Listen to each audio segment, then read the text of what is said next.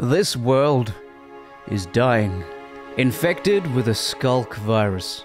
The source of the infection is this: a creature known only as the Gravemind. Some say he came from space, a distant evil world in the Andromeda galaxy. Others still say he came from somewhere even more diabolical. But no matter his origins, this world is slowly going to be consumed, unless something can stop it. For the next 100 days, I am going to be fighting this unending Sculk horde, attempting to develop some form of a cure and learning magical abilities along the way in order to best combat my Sculk opponents. I welcome you to 100 days in a Sculk-infested world. As I spawned into this new world, I took a moment to breathe in the beautiful countryside, which will most likely soon be ravaged by the Sculk infection. But for now, there's a few nice things nearby. Some sheep, we've got some nice grass, and even some pumpkins. Lovely jubbly. These may come in handy later. Now, the Sculk infection hasn't actually started yet. I need to commence it myself, and for that we're going to need a few tools. Now, these bushes have a incredibly low amount of wood in them, but they should serve for our starter tools. And so, one crafting table, some sticks, and a turd pickaxe later, we have the makings of a beginning. The next issue, of course, is finding some stone. I had a cheeky look around, and happened to notice there's a cave in the distance which could have the stone I need. Although I may get luckier simply digging into the ground nearby. Regardless, as I started making my way towards that mountain, I came across some stone poking out at me. Now we had a stone pickaxe and a stone axe, it was time to find some wood. And I don't mean the wood that's sitting in the bushes, my god, that would take forever. I happened to spy some jungle trees nearby and started making my way over. These tall, woody twit goblins are annoying as hell. They're annoying to cut because although they start off straight, they then start getting all twisted at the top, and finding the remnants within the leaves is annoying. But anyway, my misery aside, the tree had been chopped down. Righto. I spied a pig earlier while I was cutting down that tree. Ooh, a pig. Ooh, a pig. But didn't want to get distracted from my current task. So now I wanted to go and find him, and, well, I wanted to eat him. Pigington, hello? Get over here, boy. I decided to get some more wood. I wanted plenty of blocks so that when I go caving soon, I won't run out. Cool. While surveying the local environment, I saw a rhinoceros nearby. He seemed like a rather friendly chap, and I wanted to consult my animal manual to see if he is indeed tameable. Sadly, he's not. It just says pacifiable, so we won't be able to get a rhinoceros friend. As it was getting dark, I figured I should probably head over to that cave I wanted to stay the night in. Sadly, when I finally got there, I realized there's enemies in there. And as I have a supple, fragile pink body right now, I don't really want to tangle with those guys. So I doubled back and headed back to my nice safe hill I spawned on, and decided to make a little home there. After entombing myself, I then decided to get working on the local stone. I was hoping I'd be able to find some more minerals before morning. Some iron would be nice, maybe some coal. I didn't get lucky at first, but I took the time to make myself a shield. That'll come in handy in case we fight any skeleton men in the future. And after a while, I did in fact manage to get lucky. I found coal and iron. That puppy cooking. As the sun was starting to peek its cheeky little head over the horizon, I decided it's time for us to start protecting our fleshy and gooey interior. We're going to make ourselves an iron chest plate like so, and put it on over our overalls. My moustache, while glorious, will not be sufficient protection. Next, we simply disassembled our little camp and headed on outside into the horrible outdoors again. With our squishy interior sufficiently protected, it was now time to give it some sustenance. I remembered that there happened to be some sheep nearby, and all I had to do was locate them. Hello, Squire. After dealing with the second woolly chap, we now had enough wool to make a bed, which was a little secondary goal of mine. I decided to once again observe my surroundings. Sometimes it's quite difficult to know where to go when there's so much opportunity around you, like an anime fan in a pillow store. I decided though my most immediate goal is going to be finishing off my iron armor. These first few days are going to be some of the most perilous we'll have to face, and dealing with skeleton men is going to be a lot easier with iron around all of our squishy bits. Of course there's a scaly man in here. Hello. Ow. After dealing with those two clean-cut lads, I then managed to waterboard myself while trying to gather my iron. But I am not one to kiss a gift horse on the mouth, so I made myself some scuba gear and headed on into the hole I found. I quite like doing this strategy as it tends to bear fruit quite often. Once back on the surface, it was looking like the day was ending, so I decided to chop down this green tall boy and got myself some Stickingtons, after which I made myself a bed and went to sleep. Once I awoke, I put some iron into the furnace and made myself a nice cheap bucket. Buckets are quite underrated in my opinion. Sometimes they can be the difference between life and death. Now that our iron has smelted, we can finally equip some trousers. Not in real life, mind you. Working from home has its perks. My personal life aside, it's now time for us to do some navigating. Over here in the center top left, we can see our current coordinates. Now, in order to begin the Sculk infection, we need to head to 000, or approximately there. And then we should find something in the darkness down there. While I was heading over though, I spied a cute little lime-flavored parrot and decided to gather up some seeds to see if I could tame the chap. After engorging this man on seed, he decided to become my friend, and I decided to name him Leroy. Together again, this time Leroy's come in lime green flavor. While I was navigating, I also saw some local wildlife. There was a rhinoceros and whatever the hell this thing is. The hell are you? Get him, Leroy. Smoke him out. You coward!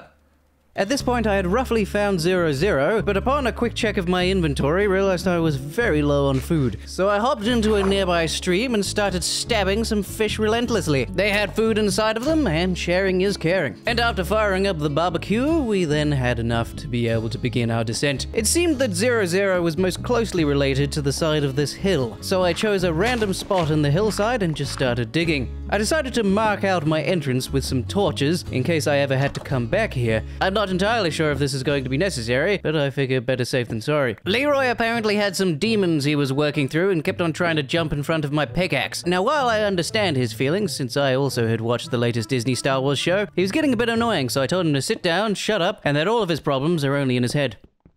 I figure if we manage to mine our way directly down into the Sculk City or whatever, then we can just come straight back up for Leroy later. Next, all we have to do is dig down around about 150 blocks or something. Now, what I'm looking for is a large open cave of sorts, and I don't really know exactly what it's going to look like. Now, when cave diving, it's important to remember the regulations. Always go by yourself, go head first, ropes are for cowards, and if you start feeling lightheaded, you're probably just imagining it. Oh. I see. Now, since I'd managed to find myself a slightly larger cave system, I decided to take a quick break and have myself a fish finger. I'd also managed to find some iron on my way down, so I decided to cook that up and finish off my iron suit. Stabbed a green guy and another green guy, and then managed to find myself a cracked open amethyst geode. I was told that I'm going to need amethyst shards for the upcoming days. I don't really know what for just yet, but all I know is they're going to be very important. Afterwards, I was spontaneously swarmed by Redditors. Dealing with children is always difficult, but the solution is tough love. I firmly believe that child won't be misbehaving again. After the defeat of those men, I then fought a calcium boy and happened to, by coincidence, discover exactly where I'm supposed to be going. With the help of our handy little moisture device, we can get down there fairly safely. I'm very glad I made that bucket. Sufficient lubricant prevents abrasion. Also, I'm told. One of the reasons I was annoyed I hadn't found a natural way into this cavern was that I'd left Leroy behind before I'd started digging too deeply, and I wanted to be able to find him on my way back out. Unfortunately, though, this wasn't looking to be very likely, considering I can't remember where I came in, despite the fact it was 5 minutes ago. Swear to God, sometimes I have the memory of a goldfish with dementia.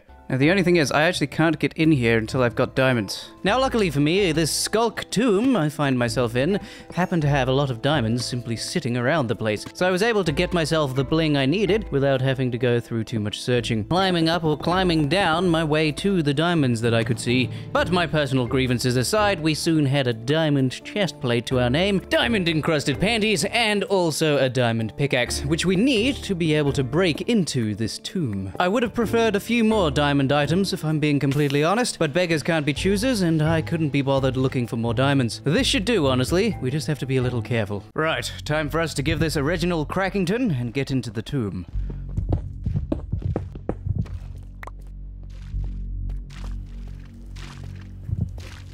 Spikes. Huzzah! Take that, Spike. Ugh, it's got a wet sound to it.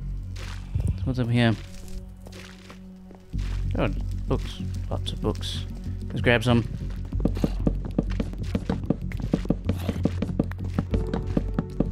Never know when you'll need books.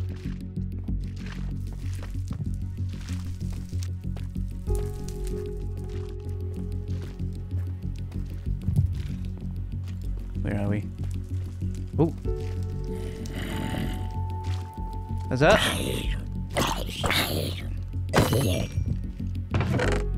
Ooh, hello. Ooh, and bread. Ah. Put that down. Ah.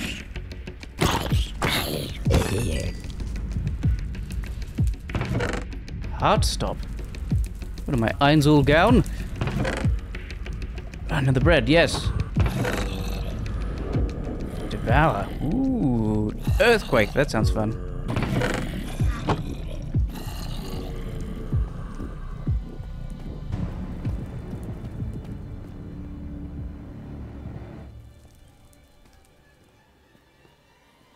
Ooh. There's men down here. It spreads. What does that mean? What is a Sculk catalyst? Ow.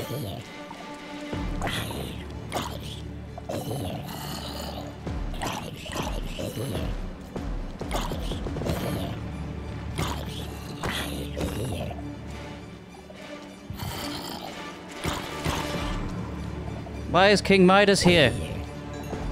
Away with you! And your cursed body. Ah. I said slowly!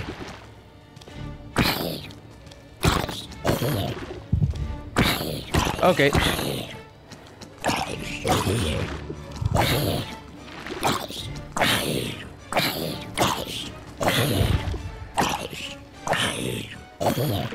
Put some torches down. Boop, boop, boop.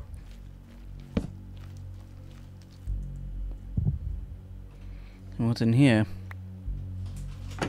Ah! Sorry. Oh. That explains where the men were coming from. Oh, is this a Sculk catalyst? Ah!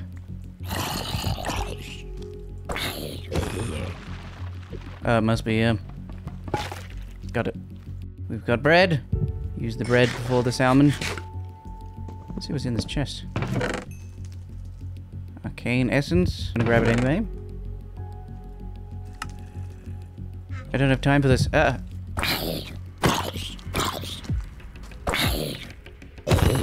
Get wrecked, son. Nope, no more loot it looks like. What about over here? Ah! Any loot? For your boy? Ooh, a lot of arcane essence, whatever it is. Grab that. More of that. Ooh, yes, another bread. That is very nice. That's all the loot it looks like. I'm hearing skeleton men. Where are you? Oh. What the hell this thing is? Ah! What the hell is that?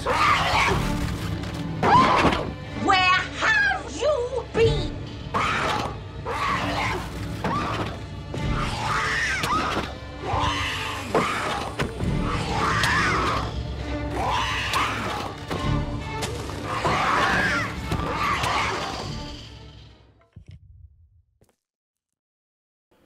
That scared the hell out of me. See how this goes. What is this? What the hell is that? Hello? Uh-oh. What do I do? Acid spit? Is that useful? Ah! What? Ah! No worms on my watch. What have we got here? Panties? Swift sneak? I'll take that. Ooh, this sounds... That sounds very good. Ah! Ah! No! Worms! Oh god. Okay, okay, there's lots of worms. Let's get the hell out of here.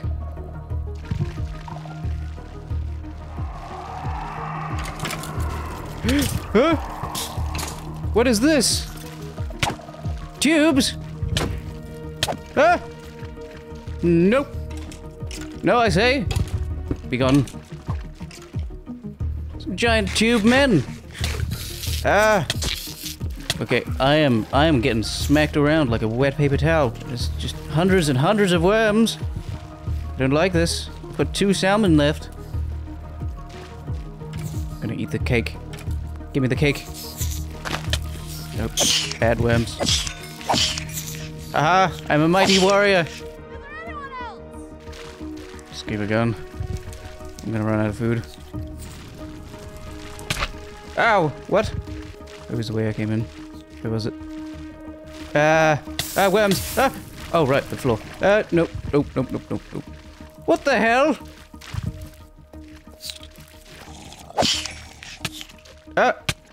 What is going on? I didn't think this through, did I? Okay, let's get out of here. Unfortunately, in all the excitement, I had completely forgotten the way that I'd managed to get in here in the first place, and so I thought just digging my way out is gonna resolve this problem faster, especially with Sculk men writhing in the corridors behind me. And after a good 5 minutes of digging, I found myself forcefully exposed once again to sunlight. Ah! Daylight! Ah, we've arisen. Oh no! Oh dear. You know, I can't help but feel I'm gonna be blamed for this. Okay. And where was Leroy? It's over this way.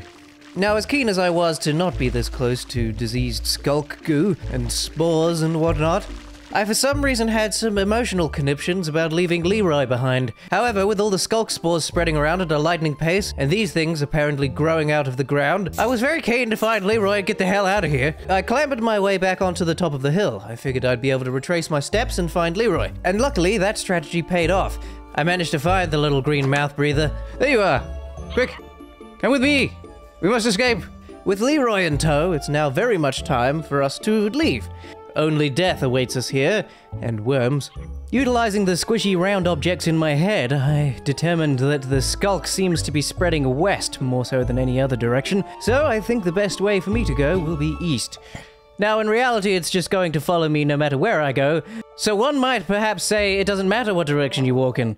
And to you, I say, shut up. By the time the sun was starting to set, I managed to clear a few hills and make my way across the landscape. I also found this rather strange-looking building. I don't know what it is, and we're gonna keep things that way because it's day 6 and I don't want to die. There's probably something in there that wants to kill me.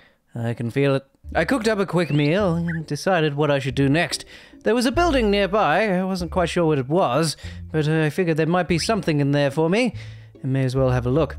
As I approached, I also noticed in the distance what appears to be a village, and villages usually contain people, food, and shelter, so I'll probably head there next. Unfortunately though, with the night of course comes monsters. Giant spiders, skeletons, and zombies stand in between me and prospective safety and shelter. But I should be fine, I just need to be careful and keep my shield up. No, Leroy! How could this have happened? He was so young, so pure. Yes, Leroy was dead. Damn. I can't believe they killed Leroy. You bastards. Ah!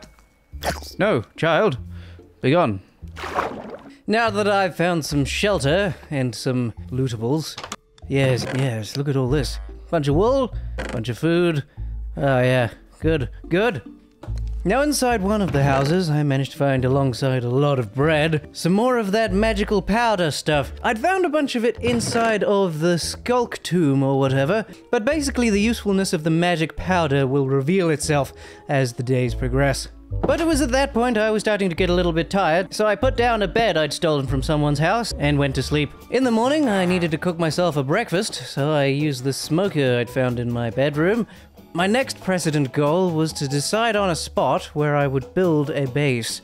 I didn't want it to be too close to the village, just in case the Sculk infection had managed to follow me, but I also wanted to be close enough to the village such that I could come back there if I needed to. I ended up deciding that having the village in clear view was going to be important, and it was also important to me to have a clear view to the west, as that way we'll be able to see if the Sculk infection is following us and if we need to move. Now what I'm building right here is just meant to be a very temporary shelter. If I'm being completely honest, I don't know exactly how the Sculk infection is supposed to work. My assumption is that it procedurally spreads in every direction, like we saw once we left the Sculk tomb. So this base is very slapdash, and will remain that way until I'm confident that I can stay here for a longer period of time. After these hideous walls were up, it was then just a matter of doors, some storage, a furnace, and a couple of other bits and bobs. And after all that was done, I put down my bed and went to sleep. I'm not very proud of this place, but it does exist.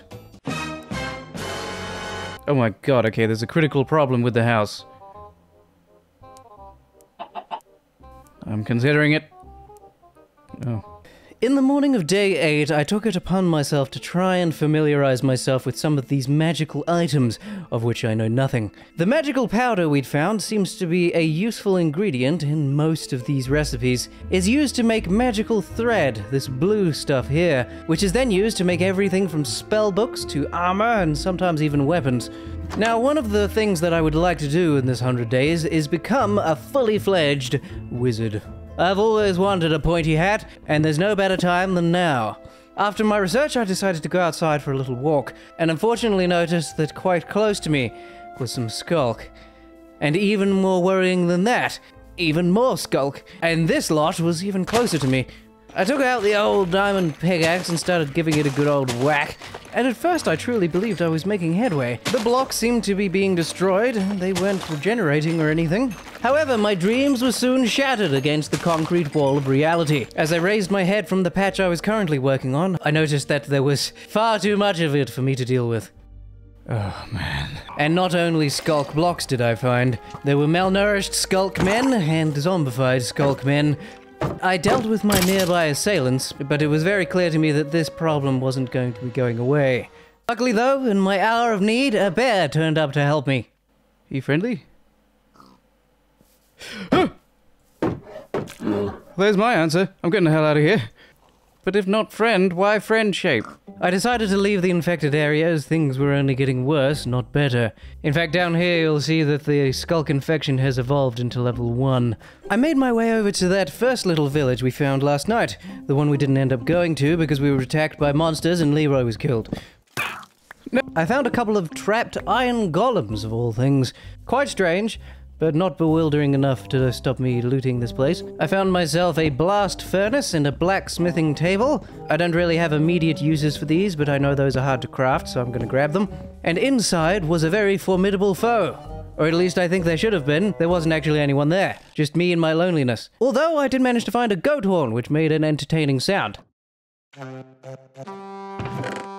So there we are. The most valuable thing I found was honestly just a bunch more Heisenberg crystals. There were some enchanted books in there, but they were all terrible. I was feeling a bit tired at this point and wanted to go home. However, I noticed one of the golems was currently being shot point blank range from this guy, and Gary's just standing there taking it like a man. What a Chad. So it then occurred to me that this must be some pillaging outpost of some kind, and I don't know, maybe all of them had left or something, and there was just one guy shooting poor Gary in the face. I don't know. I assume there's meant to be more pillagers here, basically, but there wasn't. After that, I started heading home. And heard that sound. That is the sound of the most dangerous creature the Grave Mind has to offer. This is a Sculk Enderman. Thankfully, this one has spawned very far from where I am, but likely there are some villagers not having a good time right now. Quite a ways away from where I am, so thankfully these villages are safe, but some other villages somewhere are going to be having a rough time, I think. Bummer for them, but at least it's not here. Unfortunately, on my way home, I was getting a little moistened and I noticed that the Sculk has spread under the water and seems to be creeping ever closer to the village. Es no bueno, as they say in France. Before I'd managed to reach home, also one of the skeleton men managed to break my shield. Thankfully, those reinforced trousers we found in the Sculk tomb seem to be still pulling their weight, though I don't imagine they're gonna last a lot longer. Sooner or later they're gonna break, and I'm gonna be in big trouble. The next morning, I spied something outside my front door that I had never seen before. It seemed to be a homeless skeleton man, or a pauper of some kind.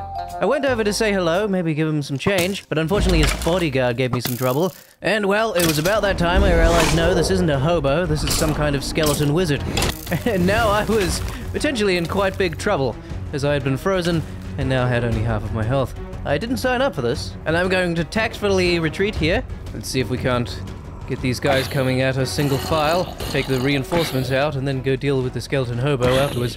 Alright, that's them down. And our skinny friend seems to have stayed off in the distance, which is good for me, as I can heal up with our sweet meats here. Alright, there he is. Let's take him down. See if we can shoot him. Oh. Ah!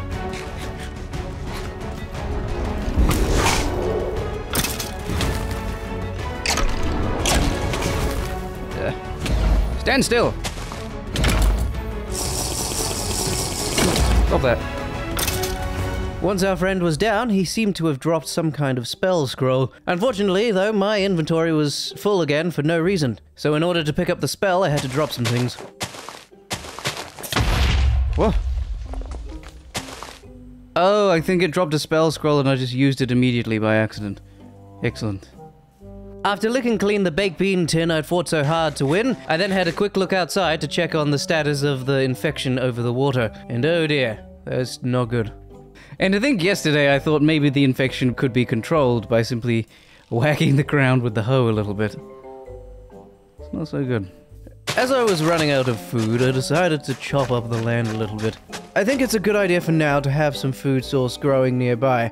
I don't know how long it's going to be until that Sculk reaches me, and I'm not looking forward to finding out. But it could be a few days away, and in that time we could grow ourselves quite a few pieces of bread. But unfortunately, as it turned out, the Sculk creatures were already here. Oh, they're monkeys! Thought it was some kind of horrific four-legged, two-tailed creature. But no, it's just a couple of monkeys on top of each other. Just a couple of monkeys stapled together. Easy mistake to make.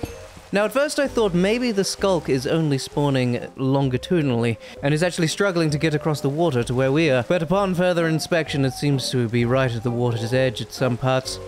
It also seems incredibly likely to me that the infection is spreading at an exponential rate rather than a linear one. I'm sure the villagers will be fine. Meaning that we might not have a week until the Sculk reaches us, but only several days. So I utilized the pumpkin in my inventory to gather its seeds and headed back across the water. I had seen some crows flying around earlier, and I would like to be able to tame them. They can be very handy. I figured I'll find myself a crow friend, and then gather up my belongings, and sadly leave this village to its fate. I managed to find one crow, not a very intelligent one, mind you, but he bravely flew away the second I was attacked by Sculk worms. After dealing with the worms, it was quite tricky to find out where he had flown. I'm fairly sure he flew straight into the heart of the Sculk land, which is growing more and more dangerous by the day. As you can see, there's a spore spewer over there, delightful name, throwing the Sculk spores into the atmosphere as much as possible. Thankfully, I managed to befriend a local blue jay, and when I gave him a seed, he sung a delightful tune, which happened to also highlight all of the nearby enemies. Very handy, thank you, Mr. Jay. Here's some seed for your trouble. Thanks to Jay's help, I could see this spore spewer is alone. And so I decided to go over and see how hard they are to kill. Annoyingly, as soon as I attacked the bloody thing, Sculk worms spewed out of the ground, and I was also given that debuff that we all know and love. This debuff is called Burrowed, and it causes Sculk mobs to spawn out of the ground and attack you. Thankfully, this time it was only a skeleton, a zombie, and a worm. After dispatching my foes, I went back on my crow search. However, I immediately got distracted as I noticed there's a bunch of horses wandering around. I figured maybe I should tame one of these. It would be handy for getting around, and especially moving if I have to keep doing that. I tamed all three of them with the age-old tradition of sit on them until they recognize your evolutionary superiority. One of them was a bit resistant, and this was the one that I thought was probably the best. However, right now I don't have a saddle, but I think there probably will be one inside the village. I checked in with the villager outpost to see if I'd left one in there, but sadly had no luck. As I hooked my way back round to the main village, I came across a crow and threw some seed for him. He didn't seem too interested at first in the stranger throwing seed in his face, but as he was flying off, changed his mind and decided to join my crew. Naturally, as is tradition, this man's name is also Leroy, not to be confused with Lime Leroy, but just as useless of a companion. Leroy perched on my shoulder while I was searching around the village. I'd definitely seen a saddle in here somewhere, I just couldn't remember where. Luckily, I managed to find it quite quickly. Saddle in hand, I then headed back to get the horse, who at this point I decided to name Bruce. Hello, boy. Yes. Let's get out of here, son. Unfortunately though, horses in Minecraft are terribly bad at crossing waterways, unlike real horses, which can swim very well. Mojang developers, fix this. And so I had to go all the way around the lake in order to be able to get back to the village. By the time I'd managed to return to my house, I somehow had managed to obtain some crow earmuffs, it seems. Dual Leroys. How did this happen? Also, there's lava here. I think what had most likely happened is I tossed all those seeds for Leroy earlier, and another crow must have come along, eaten some of them, and gotten tamed. It was then when I was crossing the forest with Brucey, that tamed crow decided to perch on my shoulder. So are you two birds my new earmuffs? The Sennheiser birds? As it was now late evening, I left my retinue of animal friends outside and went to bed. I figure it will be a lot safer to move in the daytime. Unfortunately, at the beginning of day 10, I made a rather morbid discovery. Now, I thought that the only evolving Sculk land was over there. But as these things usually go, we also have a rather large patch growing in this direction.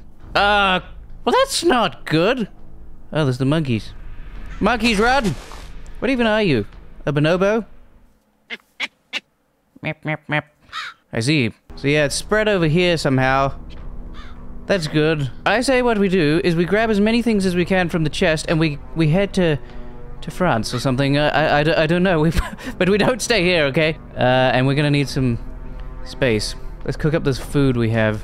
I was going to use my own oven to cook it up, but I remembered there's a smoker in the city that we could use, so I told Edgar and Leroy that I was popping out to the shops and broke into that poor man's house who owned the smoker. After spending the day barbecuing my sweetmeats, I then grabbed some coal on the way home, as I was completely out of fuel, and started packing up my belongings. Then chucked a saddle on Brucey and got the hell out of Dodge. I didn't want to completely lose the village, but I did want to be far enough away such that any infection wouldn't spread to me. The last thing I wanted right now was a life that was overly dangerous, complicated, and in any way inconvenient. And due to that last fact, picking a new spot for a base was a little tricky. This hill that I'm standing on right now is apparently a giant cave filled with many resources, and down there is a relatively flat and open area.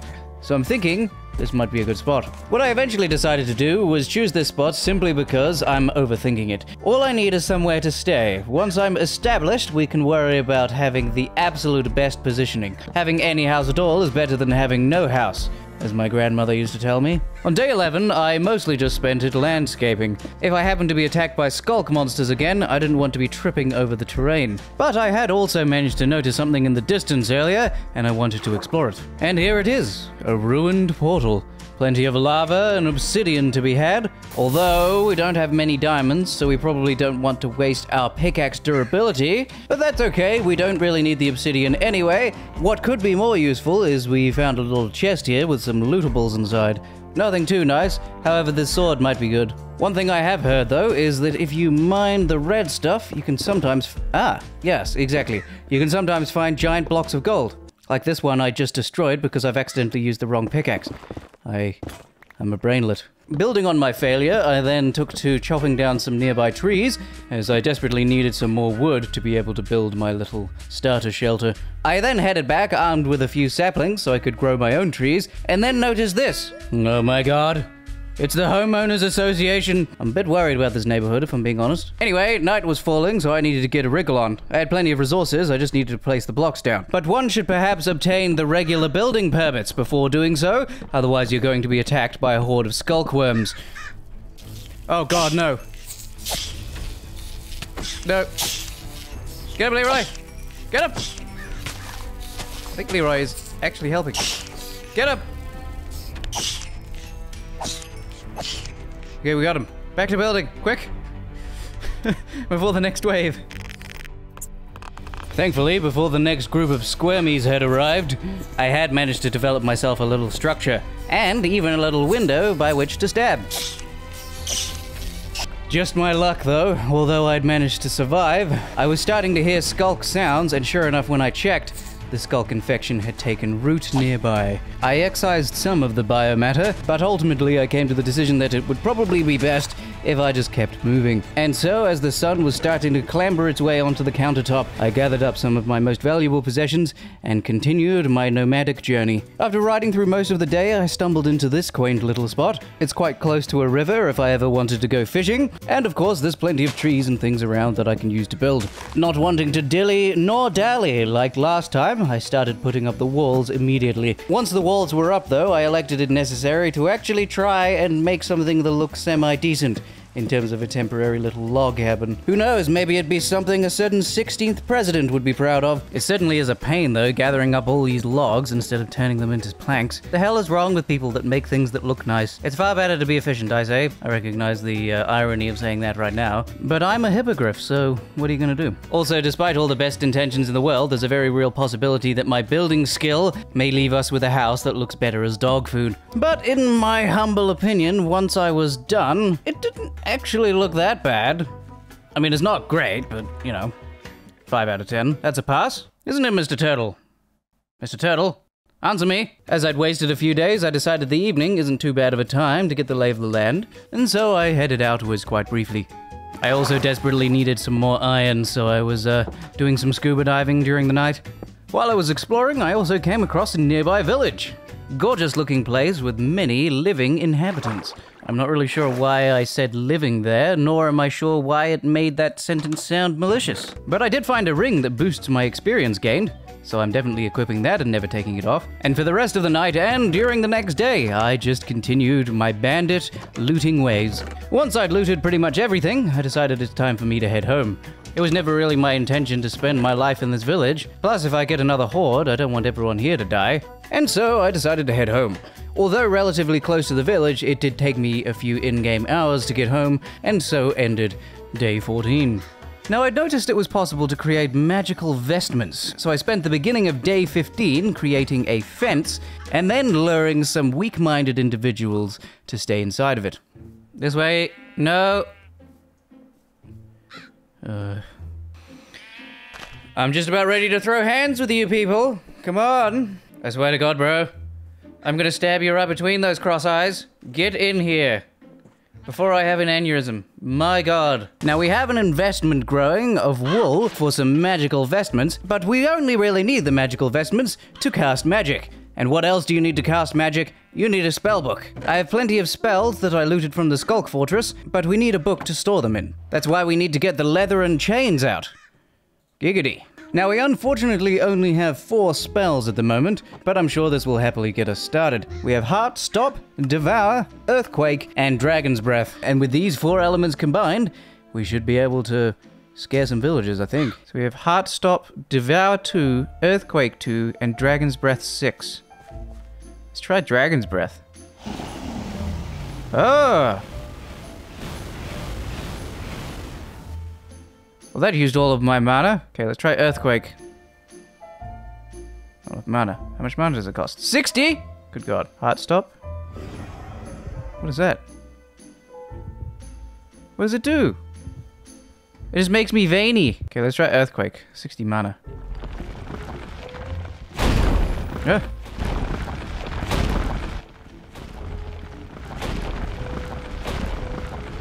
Cool. I don't really know what that does, but very cool. Maybe we try to find something to use it on. Hello, Sly. How are you? Stay there.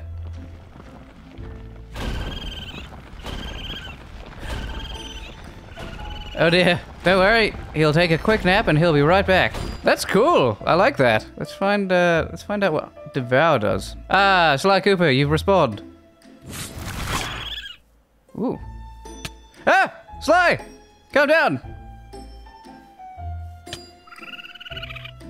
Ah! He's coming for me! Sly! Trying to get him with the Devour spell again. Get him! Yes! Aha! We got Vigor! Oh, it gave me an extra heart! Lovely! I see. If you get a kill with it, you get an extra heart. I still don't know what Heart Stop does. other than make me veiny. Ah yes, editing Sneeve here. I had to Google it, but Heart Stop apparently makes you take 0 damage, but then after it ends, you take all of the damage you would have taken, times by half. So basically, I'm never going to use this. But the test went well. I'm very happy with the rest of the spells. They seem very nice. At the beginning of day 16, I had something of an epiphany. You know something I just realized? If we're focusing on magic and that's how we're gonna defeat the Sculk infection, then that means that this man here is a wizard. What kind of southern mechanic looking wizard am I? Now first things first, we'll do some chores and we'll have a look around. Brucey, how's it going? Good morning. The turtles are out in their swarms, apparently. And the eagle's fishing. I think he's riding that fish like a surfboard, actually. So we have some sheep, but we don't have any wheat. Oh, another bird. I guess that might be Edgar. Now, in terms of developing our magical powers, the next step is going to be making the scroll forge. This puppy. And in order to make it, we need crying obsidian. And if we want crying obsidian, the easiest thing is going to be going into the nether. Transversing alternate dimensions can be a little on the dangerous side. So before we do that, I would like to go back for my enchanting table. I could make another, but it would probably be quicker and more exciting if we simply went back to the Sculk lands and got our stuff back. Brucey! Yes, only problem was Bruce had gone walkabout, and now I needed to find him. Bruce, get over here. Let's go, I say. Now, I don't actually know the way there. Intuitively, I think it's this way. Ish. I think we go north around here. Oh god, I hope I don't get lost. Ah, Sly Cooper, you've recovered. Good. Yes. While I was making my way to what I assumed was the Sculk lands, I decided to also slow down and gather up provisions whenever I would pass some walking sandwiches. Hello. Nope. Stop running. Why am I so bad at this? There we are. For once in my goddamn life, I actually didn't get lost and managed to find myself back at the village. Ah, I was correct. Wait, I don't remember all those trees being attached to the village. The village hasn't yet been overrun, which is good. Although all the villagers seem to be cuddling. How about my old house? Bruce, no! No, Bruce! Ah! How did I live? Ow! I can't help but feel that that was somewhat my fault. Can I stop being on fire now, please? Oh. Rats, now I've got to walk home. Bruce, you're so selfish. It was my only saddle. Maybe we can scavenge the village, hope for another. Unfortunately, Bruce's selfish ways has left us several hundred blocks away from home without a quick way of returning. And I also then almost died by walking into a giant hole. God, blimey, I never noticed that before. Bloody hell.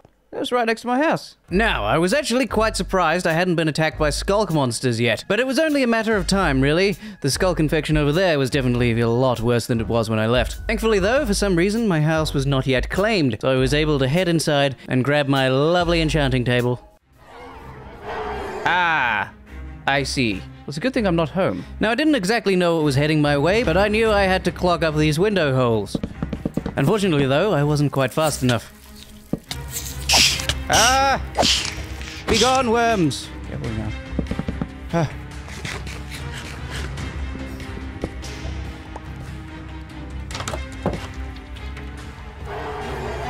Oh god, it's infected creepers! I don't like this. I especially don't like being able to not see what's outside. I think what I'm gonna do is I'll run out that... I'll have them all be on this side, and then I'll run out that door and run to the village, and hopefully the villagers will help me. Ah! Okay, never mind.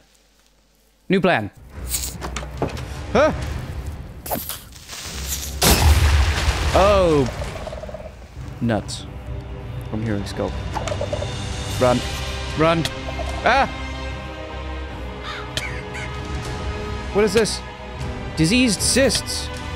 Oh, I'm dying. I am dying. Why am I dying? Is it my cysts?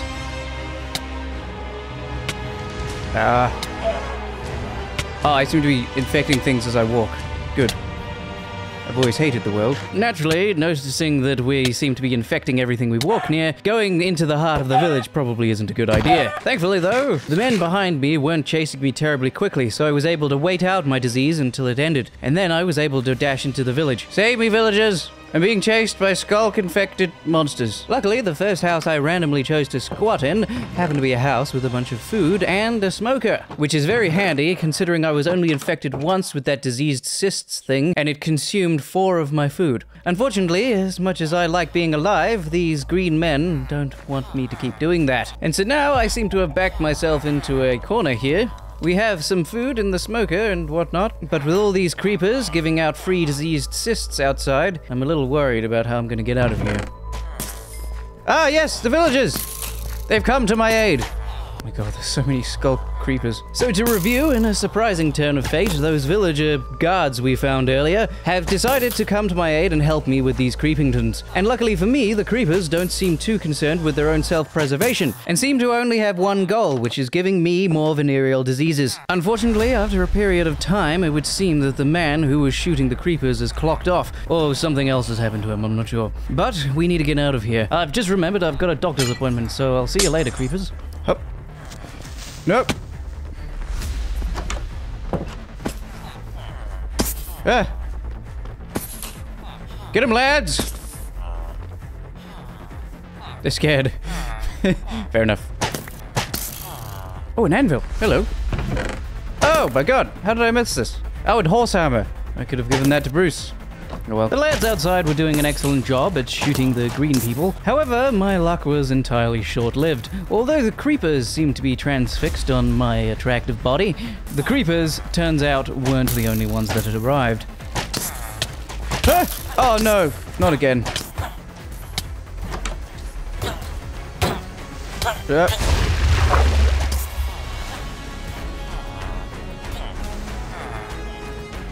I'm not sure what's happened here. Oh boy.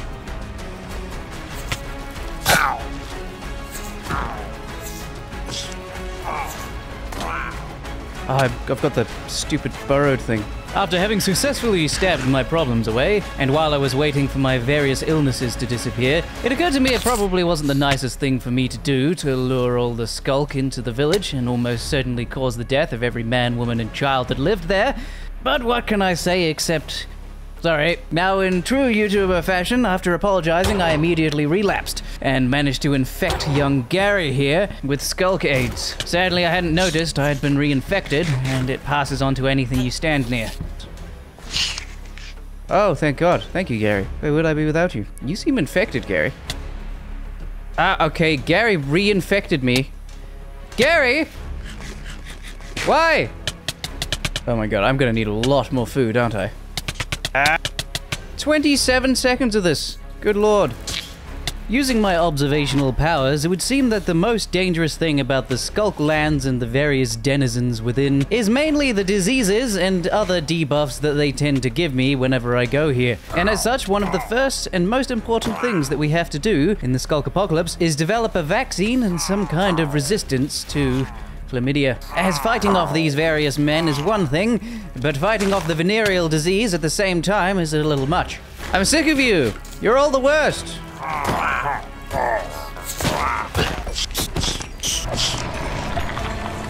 A what?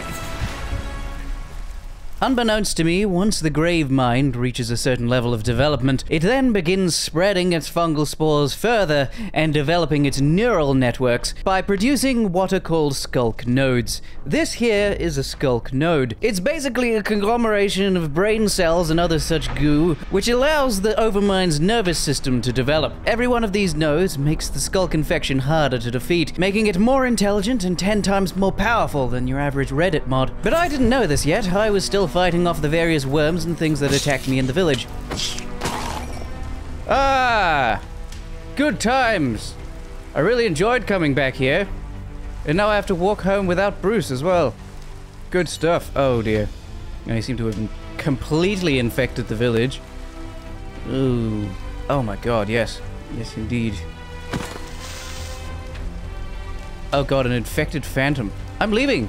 I'm done. Goodbye. Thank you, village, for all of your hospitality. But I just remembered I left the stove on. Yes, one of the products of the Gravemind's increased development capabilities is this cheeky chappy. He is called the Sculk Phantom, and he kinda sucks. He serves as a scout in order to find new places to infect, and also he will distribute Sculk spores where he can, as well as giving anyone he touches Sculk aids, and also being incredibly hard to attack, which I'll learn later. In the meantime, I decided to quickly pilfer what was left of the outskirts of this village, as anything useful in here will soon be lost to the Sculk infection or its compatriots. And I think personally I could use this stuff more than they can. I am the protagonist after all. Unfortunately, the members of the Sculk horde were closer than I thought.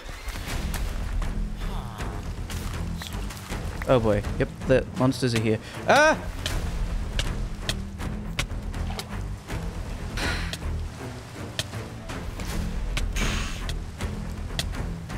Oh boy.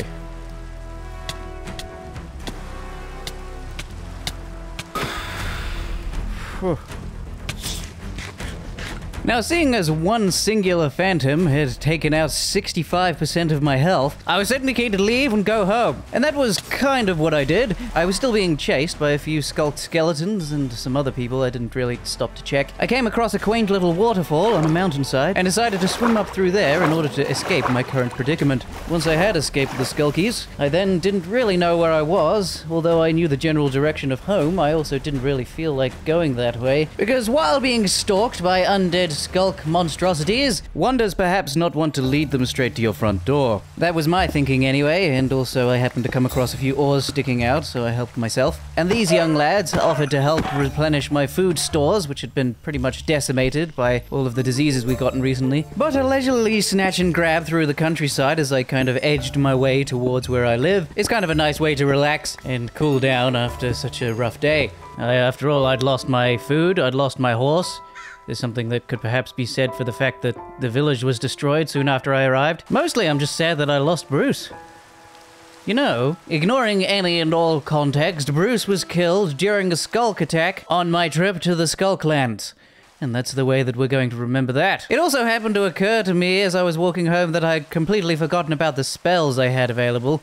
Oh, I had my spells! They probably could have come in handy. Spying some jungle trees at the distance, I got a little excited and started heading towards them. Jungle trees tend to grow quite tall and quite quickly, and I very much wanted to have some near my base. So I gathered up some wood and a few saplings, and then headed on my way. It was now heading towards nighttime, and I really didn't want to be out in the open, so I needed to find somewhere to stay. However, I did end up getting distracted. Oh my god. A spinning monkey! Do you want some food, maybe? Meat? Or do you just want to spin? You're not a Beyblade. After my conversation with my simian friend, I then utilized the power of coordinates to find my way back home. I figured it's too late in the night for me to build anything anyway. And I mean, I already have a beautiful house. I'm not gonna just make a house every 20 minutes. My god. Yes, hello, Leroy. You may notice I didn't return with Bruce. No further questions. In the morning, after feeding our Theodore Sheepingtons, we then had to decide exactly what we want to do with our new enchanting table. The enchanting table we sacrificed so much to get. Didn't really feel like plonking it down any old place, and instead would much prefer if I had an actual base and made an enchanting room. And, also there's a turtle in my boat. Did you try to steal my boat, Mr. Turtle? Well, you're an idiot. You don't have arms long enough. I'm going mad. Bread.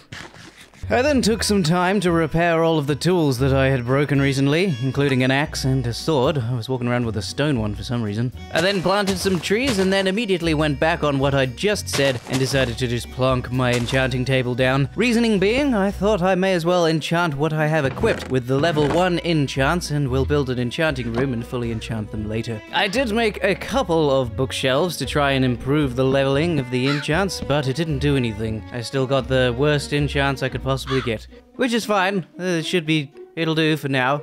Enhanced Unbreaking. I would like my diamond pickaxe to last a long time. Let's do that. Oh, and we've got efficiency 1 as well. I see. I put enchants on pretty much everything that I had. It cost me a few levels, but we ended up with a few upgrades. Water breathing enchantment. Does that actually mean I can breathe underwater? Magic protection, blindness enchantment. Ah yes, I have the power of being blind. That'll do. Feeling sufficiently magical, I equipped all my gear and headed outside to test some of it. Most notably was the water breathing enchantment, which, as it says on the tin, does in fact mean that I can breathe forever underwater. All of the other enchantments basically just mean that I'm slightly more tanky or do slightly more damage. Leroy, calm down. You've been shouting all morning. It also occurred to me that the sheep don't have a lot of dirt in their little enclosure, and some of it's gravel, so I sought to replace it. Get out of the hole. Ah, I hate you, William. I then gathered myself some more wood as we were running out and then went to bed. The following day, there was another crow sniffing around my freshly grown potatoes, so I threw some seed in his general direction just in case he wanted to join Leroy and I. There's a lot of diversity in the turtles nearby. My god. Now, utilizing my handy, recently acquired water-breathing ability, I decided to get myself moistened and grab any and all resources I could see nearby. Now, I figured that if I'm going to be living here for a while, I may as well wander about and see what's in the local area. Also, that crow I threw seed at before is apparently on my shoulder. His name is, of course, Edgar. One thing I was hoping I would find nearby is some cows, some creatures of the bovine. And the reason I wanted to have them is because they have inside of them leather and meat, two very valuable materials to me. I didn't find any cows, but I did find some pigs. And I figured what better opportunity than right now to test out some of the spells that I have. For science!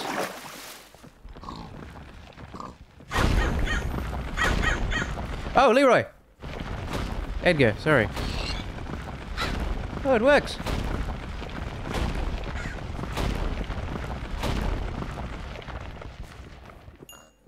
A couple of stragglers, but that was really good. Yeah, sorry about that, Edgar. I forgot that the AoE spells are going to be very deadly to any crow sitting on my shoulder. I decided to continue wandering throughout the night as I didn't know how long it was going to be until I was assaulted by Sculk men again, and just in case I got a horde, I didn't want to be near my house. While doing so, I found something of interest.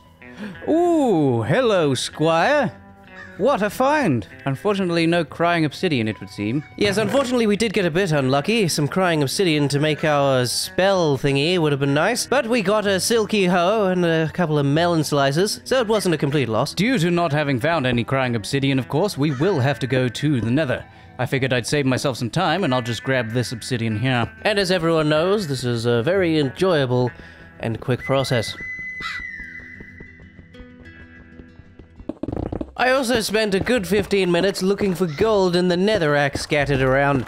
I didn't find any, and I don't really know why I'm mentioning it to you, but we did manage to get a little bit of gold, we just didn't find any extra. So it was still a success, I guess. I decided instead of going home, we'll hook round and stop by that village again. Oh! I just drove into a crocodile! I'm lucky he wasn't hungry. Good lord. Oh man, that scared the hell out of me. These are the noises one makes when he's terrified. Anyway, as previously mentioned, I stopped by the nearby village for a new pair of trousers. It would be nice, honestly, if I abducted one of these villagers. Not for the villager, of course, but that's besides the point. I really needed a new way of getting around. After the death of Bruce, I think that was his name, we need a new way of traversing the terrain that's not walking, because walking is tiring and boring. I have a couple of ideas. One is to level up that leather worker to maybe sell me saddles. Another idea I have is that we could potentially get some teleportation spells if we can get ender pearls, which we might be able to get from this chap. You, sir, sell pizzle. Although, and my third idea is to make one of these arcane anvil thingies, and with that we can combine spells and do a bunch of other stuff. Basically, my two ideas are either replace Bruce or get a spell that'll do the same job. Either way, we need some emeralds to our name, and I found this bloke, the mason, who buys clay. Clay is very easy to obtain, so this may be a good source of emeralds for us. So one thing led to another, and I've now trapped the mason permanently. Listen, I don't want to hear anything about Geneva Conventions. Just do your job. Oh wait, he'll be able to get out by getting in the bed. Beautiful. Stay there. I then set off in search of said clay. I could have sworn there was a lake nearby, and I should be able to find some near there. And also, this man needs a haircut. Thank you. I had also been keeping an eye out for some sand, and turns out this stuff is red sand, so it should also do the job. And not very far away at all, I managed to also find my first deposit of clay. And without even gathering the whole deposit, we had 48 clay to our name. This is definitely gonna work out. I also helped myself to a few lanterns upon returning to the village, and didn't feel bad about it at all, because villagers aren't people and they don't have ownership rights. Quite annoyingly though, returning to the mason the next day, I found out he'd retired for some reason, and now I needed to find a new buzzsaw in order to make him a mason again. Like an old jewelry thief being brought in for one last score, I found the buzzsaw, placed it at this man's feet, and he was convinced enough to join up with the workforce. I don't know what the hell I'm saying. He's a mason again, okay? I also thought it prudent to decimate the local library in case I wanted to do some more enchanting. After doing so, I found this guy who'd apparently trapped himself, which saves me a little bit of time, but I figured a villager without a job might actually be useful to me, so I attempted to trap him further. It then occurred to me that if this place doesn't have a roof, any spiders could easily get in, so I'll probably have to build him one. I contemplated for a brief while whether I care enough to actually have this man survive, but ultimately decided his usefulness as a blank villager is worthwhile. Well, that was a pain in the ass, but it's done. Oh, almost. There we are. I elected to turn him into a fisherman, because fishermen buy coal rather cheaply, and coal can sometimes be relatively easy to acquire. Now, the reason why I decided to go on this shopping spree was this chap here, and specifically, this trade. Yeah, he has a 50% chance that when he levels up, he'll sell me ender pearls, and I can use ender pearls to make myself some amazing spells. Give me ender pearls, you twat. Unfortunately though, after leveling him up a few times, I ran out of money. So similar to this tree, I would have to come back later. Oh god.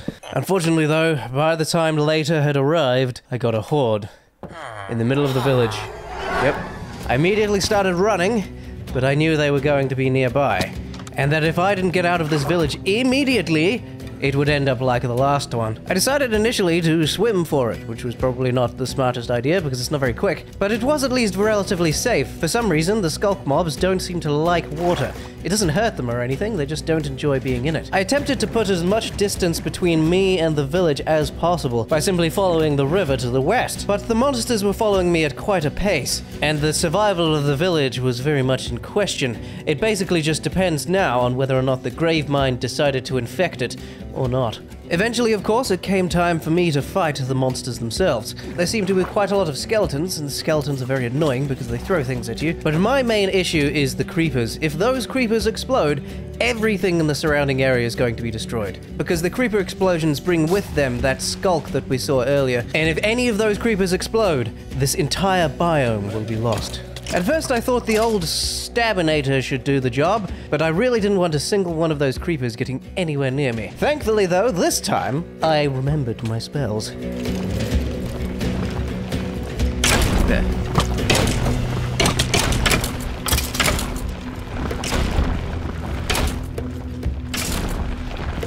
Get him! Yes! The might of wizardry prevails. And the best thing about the spells is I can kill the creepers without them getting anywhere near me. Yes. I'm enjoying this. And then I think we'll finish the last one off with some dragon's breath, shall we? Nothing. Unfortunately, in my infinite stupidity, I decided to finish off the last one with my sword. I don't know why. I'm just a moron, I suppose. Okay, it didn't. And I got infected. Bollocks. Oh, I hate these things. Maybe I can cure it with something. I think, though, despite being infected, the fact that the creeper had been in the water had managed to stifle its ability to infect the land, as for some reason there wasn't any Sculk spawning underneath me or around me. But it was regardless a very stupid decision, I don't know why I did it. Thanks to having wandered so far from the village in my escape, I found myself next to a few very interesting landmarks. Ooh, hello. Ooh, and another village. Wouldn't you know? But that ruin... What the hell is that thing? We could get crying obsidian. We could make a scroll mabob. Now, what the hell this thing actually is a golem. It's apparently a very rare golem, but regardless, the main thing going through my mind is, if I activate this thing, is it gonna kill me? As a contingency, I decided to gather up all the crying obsidian first. This didn't seem to wake up the golem, and it also meant if the golem was gonna kill me, then I could just run away like a brave man. Excelente. Get in my pockets. Thank you. Now. I'm gonna run. You alright? What does it do? Now, I tried fondling him, but it didn't do anything, and he was just standing around. It was then it occurred to me that there was literally another golem within 10 feet. I woke up this lad as well, and apparently this guy's called the First of the Village. But all that ultimately happened was I became extraordinarily confused. What is this? What are these things? Why are there two golems? Giant golem men walking around. I'm so confused. Let's wander into the village up here. I put on my hiking boots and headed my way up the hill. Now, I was quite a ways away from home at this point, so I figured looting this village to its bare bones probably is a good idea. I found some spells, which is fantastic. I don't know how long it's going to be until the next Sculk raid, but whenever it happens, I'm definitely going to be using more of the magic. I also found a whole load of these divine pearls, which can be used to make healing spells, I believe. Most of the spells that I've found were healing spells, and I was very keen to test them out because I have a suspicion they might be overpowered. I'm happy to use whatever spells, but I don't want to make things too easy for myself. Now, one thing I had found was the Spectral Hammer spell. The spell itself was an evocation spell, but its description was uninformative. So I walked outside and tested it out. Now, contrary to what I thought, after testing it, I found it to be purely a utility spell. Oh my god. Okay, I love this. Now, man spell love is very much illegal in this world. Something about the debatable consent of thralls, I think. My god, it's gonna save me so much time. I am very happy. Honestly, that village was stacked to the tits with magical supplies. I even found this scroll here. 12 temporary HP, level 7. Yes, that's good. Anyway, the sun was beginning to set, so I stuck my sticky fingers into a couple more chests, and then took a quick kip in someone's bed. In the morning, using the power of GPS, I located the direction in which my home should lie, and then started moving my body towards it. If memory serves, I had gone around 1,700 blocks or something away from home, so it shouldn't take me too long to get there, but it's certainly going to be a hike. In about the middle of the day, I started nearing the village and found out that there were indeed some Sculk men still walking around. This man's wearing his dancing shoes, apparently. Good god, I'm so bad. Using the powers of my new spells, I was able to deal with them quite easily. Okay, that got him. Yeah, I would like to be further away from the bear, please. Oof. Those men are indeed shooting at me. Got him. Get him! Ah!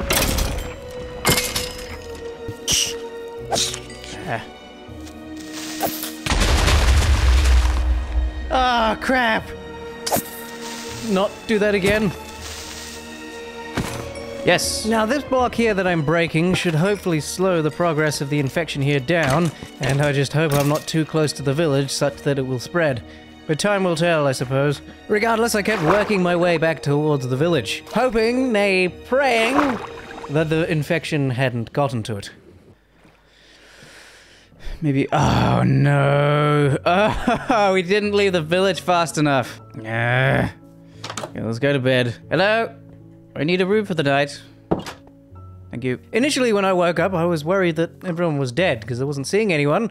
But maybe it was just early morning. In fact, you can see that this man that's consensually detained is still alive, so everyone's fine, though the infection nearby certainly warrants concern. I spent a little bit of time in a futile attempt to remove the tumor that seems to be growing here, but sadly, as you can see, no matter how much I break, it seems to keep coming back. I found myself in a little bit of dismay. This village had been good to me, and I didn't want to lose it to the infection. But there's only really one solution at this point. I need to make myself one of these. A purification mabob. Such is life, though. Building one of these is not an easy task. We need to get calcite clumps, which are found near Sculk nodes, and we need to get Sculk resin from Sculk beehives. Yes, it's all very enjoyable. But for now, the absolute best thing we can do is leave the village forever. If we return here, the Sculk infection will keep growing. The only way we should ever return here is if we're ready to purify the land, and that might not be for some time. Always with the bears. They're everywhere. Regardless, for now, I started heading home. I really don't want to be the cause of yet another village being destroyed. I'm sick of people dying because of me. It's a bit of a drag. Ah, Crockington. 2. Ah. Good. I arrived home just before nightfall and was immediately confronted by Leroy. Ah, Leroy. I'm afraid Edgar's gone. He ran off. Yes, this time Edgar actually did run off. I can't remember if I mentioned it, but when I was going out looking for clay, Edgar flew off and never returned. Ungrateful bastard. Why does everyone I love always leave me? After I placed down those lanterns we gathered for no other reason than aesthetic arousal, I then decided I was going to recline in my armchair and do some research. There are a lot of components that go into resolving the Sculk horde problem, but one of these most important components is this little guy right here, the essence of purity. They really couldn't have come up with a better name, huh? One thing I did learn while doing my research is I can create this thing, which will increase my mana regeneration. That's gonna come in handy, certainly. All of this using my brain is making me tired, so I'm going to bed. In order to create the essences of purity that we need for many things, we're going to need golden apples. And although we have plenty of apples, which we got from the village, we have very few golden ones. The reason for this being that we need a lot of gold, and we don't have any. If we can get ourselves enough gold, we can make one of these little guys. The virginity flask. And this will cure us of all of the Sculk herpes and stuff that we keep getting, as well as damaging Sculk mobs and doing some other things as well. I then went into my resources chest wanting to make that scroll forge thing, but realized that I need deep slate, which I don't have. So definitely, my next goal is going to be going mining. For all the aforementioned reasons, and also my diamond pickaxe happens to be suffering a little, so it would be nice to repair that too. And saving us a lot of time will of course be the spells that we managed to get from the village. That's great. I love that. Now, I was trying to think of a good place to go mining, and it occurred to me that there was a giant open cavern near that base we stayed in for all of 15 minutes before we were attacked by a horde. There will be some Sculk near there, but there shouldn't be too much. And if we get lucky, we might even find some of the Sculk resources we need, without having to go back all the way to that village that was completely annihilated, which may or may not have been my fault. That is an alleged crime that I certainly don't adopt any responsibility for. But for now, we'll go back to the spot we were initially going to build a base, which I believe is just to the north. I don't want to build a mine at home, of course, because if we get another horde chasing us, that's gonna involve a lot of Sculk men. I don't want to be at home for that to happen. Ah, I think this is the giant cave I was speaking of. Yeah, see, here's the Sculk. It doesn't seem to have progressed too far, actually, so that's nice. Although it is actually growing underwater there. I didn't bring a bed with me, but even if I had, I wouldn't go to sleep, because we can utilize the evening time now to get a good amount of mining done before morning. Ow! That was a hell of a fall. How am I alive? Do we need iron? We'll get iron later. Now, as much as I enjoy crawling on my hands and knees through monster-ridden caves, this experience was somewhat unlike others. Simply because of my beautiful hammer, which carved its way through the stone to the valuable resources below, like an Italian through the creator of a pineapple pizza. After a short period of time, I found myself in a massive open cavern with all of the valuables I could ever want, including an Enderian man. And if you remember, I need his balls to make some spells. My tall friend, get in the boat. That's it, into the boat. That's my boy. That's my lad. Into the boat you go. He's standing on the boat, but he's not in it. Get in the boat. Boat strategy wasn't working, so live in a hole and stab strategy has been adopted. Ah, no pearl. Bugger. The only annoying thing about a cavern as opposed to an actual mine is you constantly get shot by calcium men. Stop being twats. Thanks to our hammer, though, we managed to get plenty of resources. The only perceptible downside of utilizing the hammer is that I run out of mana extremely quickly, and I could potentially foresee that being dangerous, so getting some more mana is definitely high on my priority list. Now that I had my haul, I needed to get out of here. Naturally, I had forgotten how I got in, so we're just going to dig our way out. Of all the things that could have happened as I was digging my way out, I happened across a monster spawner. Unfortunately, though, it was the absolute worst one that I could have found. The zombie and skeleton ones can easily be turned into XP farms, but the spider ones can't. A damn shame, but it is what it is. I did, however, manage to replace the saddle that we'd lost the other day during Bruce's workplace accident, after which we finally managed to leave the mine. Hello, Leroy. Now, I thought when I left the mine I would be relatively close to where I came in. However, this seemed to not be the case. Wait, what? A village? Where the hell am I? This isn't the mountain I thought I was in. I'm quite confused now. However, I'm not one to say no to a free meal. This hay will be useful if we run out of steaks and such. Also, right next to the village was this long-faced fellow walking around, and since I had a saddle on me, I figured this is an excellent way for me to get home. So I threw the saddle on him and started heading on my way. Unfortunately, as it turned out, this horse was painfully slow. I think I'll call you Slowly. Using my compass, I obtained my bearing and started heading towards home. However, Slowly did apparently not want us to get there anytime this week. Slowly, I think you're slower than me walking, if I'm being honest. Yeah, you're definitely slower than me walking, Slowly. I'm taking this back. Oh no, Slowly, what happened? It's a damn shame, that. And I managed to get home just before sunset, just in time to feed my loving animals. Hello, scum. And also, at the worst possible time, managed to get a horde. Similar to the village, my #1 priority is getting the hell out of here. Every second I spend around my house right now is going to be time that the spores will use to start spreading their influence. The creatures themselves shouldn't be too hard for us to deal with, considering we have our spells, but I've just got to pray that the Gravemind hasn't found out where I live. This time, I preferred to not take any risks and used my Earthquake spell to take care of all the Creepingtons and Skeletons, as well as an unfortunate raccoon who got caught in the crossfire. Maybe next time, be better at the game. Okay, there's a few stragglers. We seem to have gotten the bulk of them. And just for good measure, once I thought I was done with the Sculk mobs, I ran into another skeleton hobo. Ow. Ah.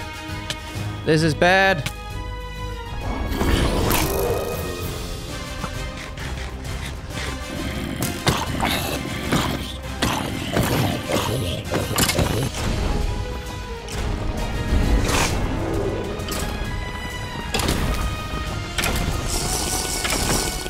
Yes!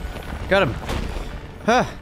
After defeating the last of the Sculk men, I then had to head home, and hopefully I would find that my house had been saved. Now, I knew that there would be some enemies near the house, but I was hoping that if I managed to clear them out without any creepers exploding, there wouldn't be any Sculk on the ground. Much to my dismay, this was not the case. Crap. Sadly, it would seem that the Gravemind had decided to infect this place regardless. No creepers had blown up here, but there were plenty of enemies walking around, and as you can see and hear, the infection is still spreading. Crap, crap, crap. I really don't want to lose this house. I quickly threw together some diamond armor to replace the iron stuff that had broken during the fight, and then it was my intention to craft up something that could possibly help. Unfortunately, though, the Sculk men had other plans. Ah!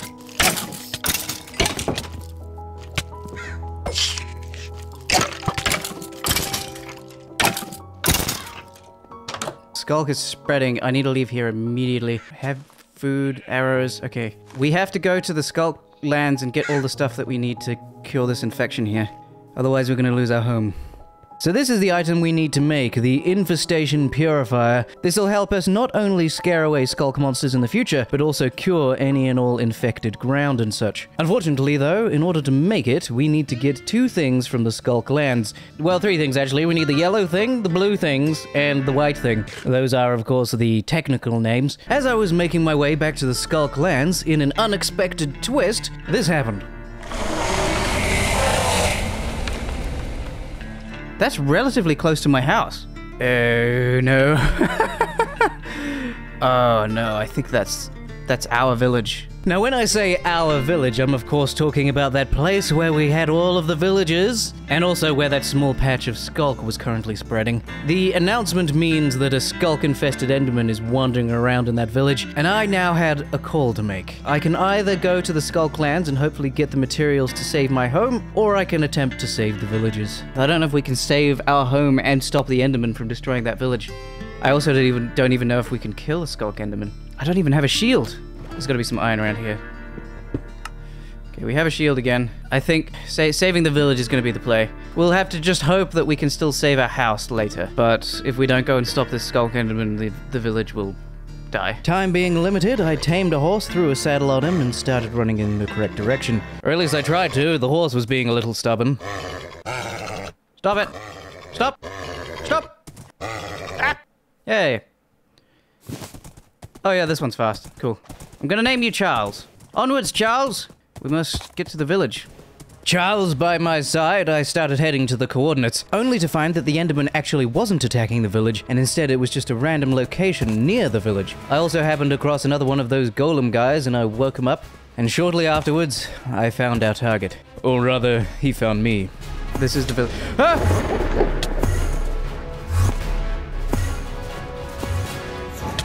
Ah! Can I at least go underwater? Holy crap, that man almost one-shot me.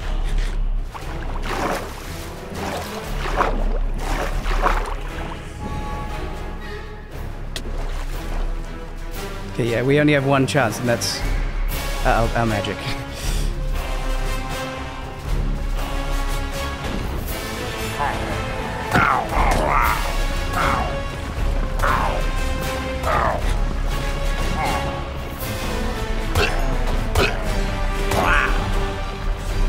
Jumping into the lake was the only thing that kept me alive here. Thanks to my bow and my spells, I was able to take down the Sculk fiends the Enderman had summoned, but the Enderman himself had apparently ran off. I think I scared him with my bravery. And as I tried to chase down the Enderian man, and maybe try land a hit or something, his health bar changed into this. Sculk Raid 1 of 10. What this means is the Enderman has retreated temporarily, and in the meantime, I've got to fight off 10 waves of Sculk men. I started chewing through the first wave, utilizing my spells and my wits, but as the night progressed, I found myself continuing to fight, and yet the progress bar wasn't decreasing from 2 out of 10. Presumably, the Sculk monsters must have gotten stuck somewhere, and I can't find them. Unable to continue, I started looking for my horse, and unfortunately noticed that the nearby countryside has very much changed. Oh my god. Okay, well, it would seem that the Sculk lands have arrived. Initially, I'd hoped I'd be able to find some of the ingredients we so desperately needed, but once I started to transverse the land, it became clear that I wasn't going to be seeing very much. In order to avoid this debuff, I need to craft a potion, and we can't do that yet. Unable to see, newly infected with Sculk herpes, and now under attack by a Sculk phantom, I had no choice but to retreat. I have to get home as quickly as possible, and then figure out my next move.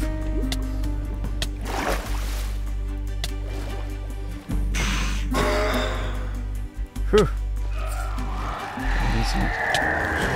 Oh my god.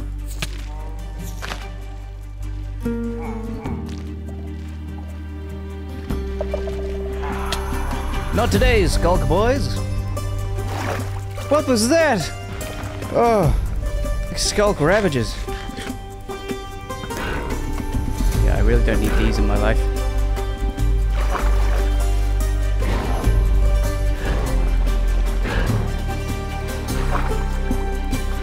As I made my way home, you can clearly tell that the environment has gone from she'll be right and sadly migrated into she's cooked mate territory. Who knew the Sculk Enderman would be such a bad thing? Anyone with a brain, I suppose. Once the sun had risen, I was able to find Charles and quickly dip home. Leroy, come with me.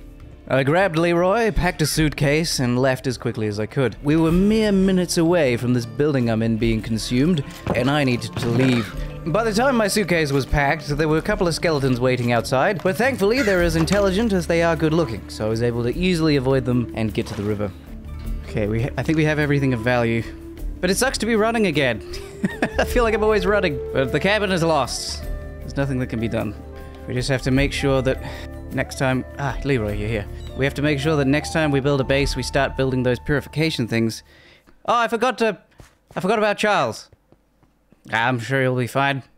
Now, obviously we needed to move some distance away, but we didn't want to go so far away that the village was inaccessible. And hence why I'm currently on a cliffside overlooking the village in the distance there. I had figured this might be a good spot, but it would make getting to and from the village in the future incredibly difficult. So I ended up climbing down to this damp, swampy area, and after making it through the trees, came to an open clearing. A clearing that's not too far from the village, has a nice open area, and also would allow me to see any monsters that might be coming at me. So this is where I think we'll stay. Got the village just over that hill there. Nice big open flat area. I think this will do. And so I got started building a new base. Annoyingly, in my haste, I hadn't managed to grab a bed, and now I was being attacked by insomnia demons, but at least these men aren't infected with Sculk, and they actually die when I hit them. See? He's all dead and stuff.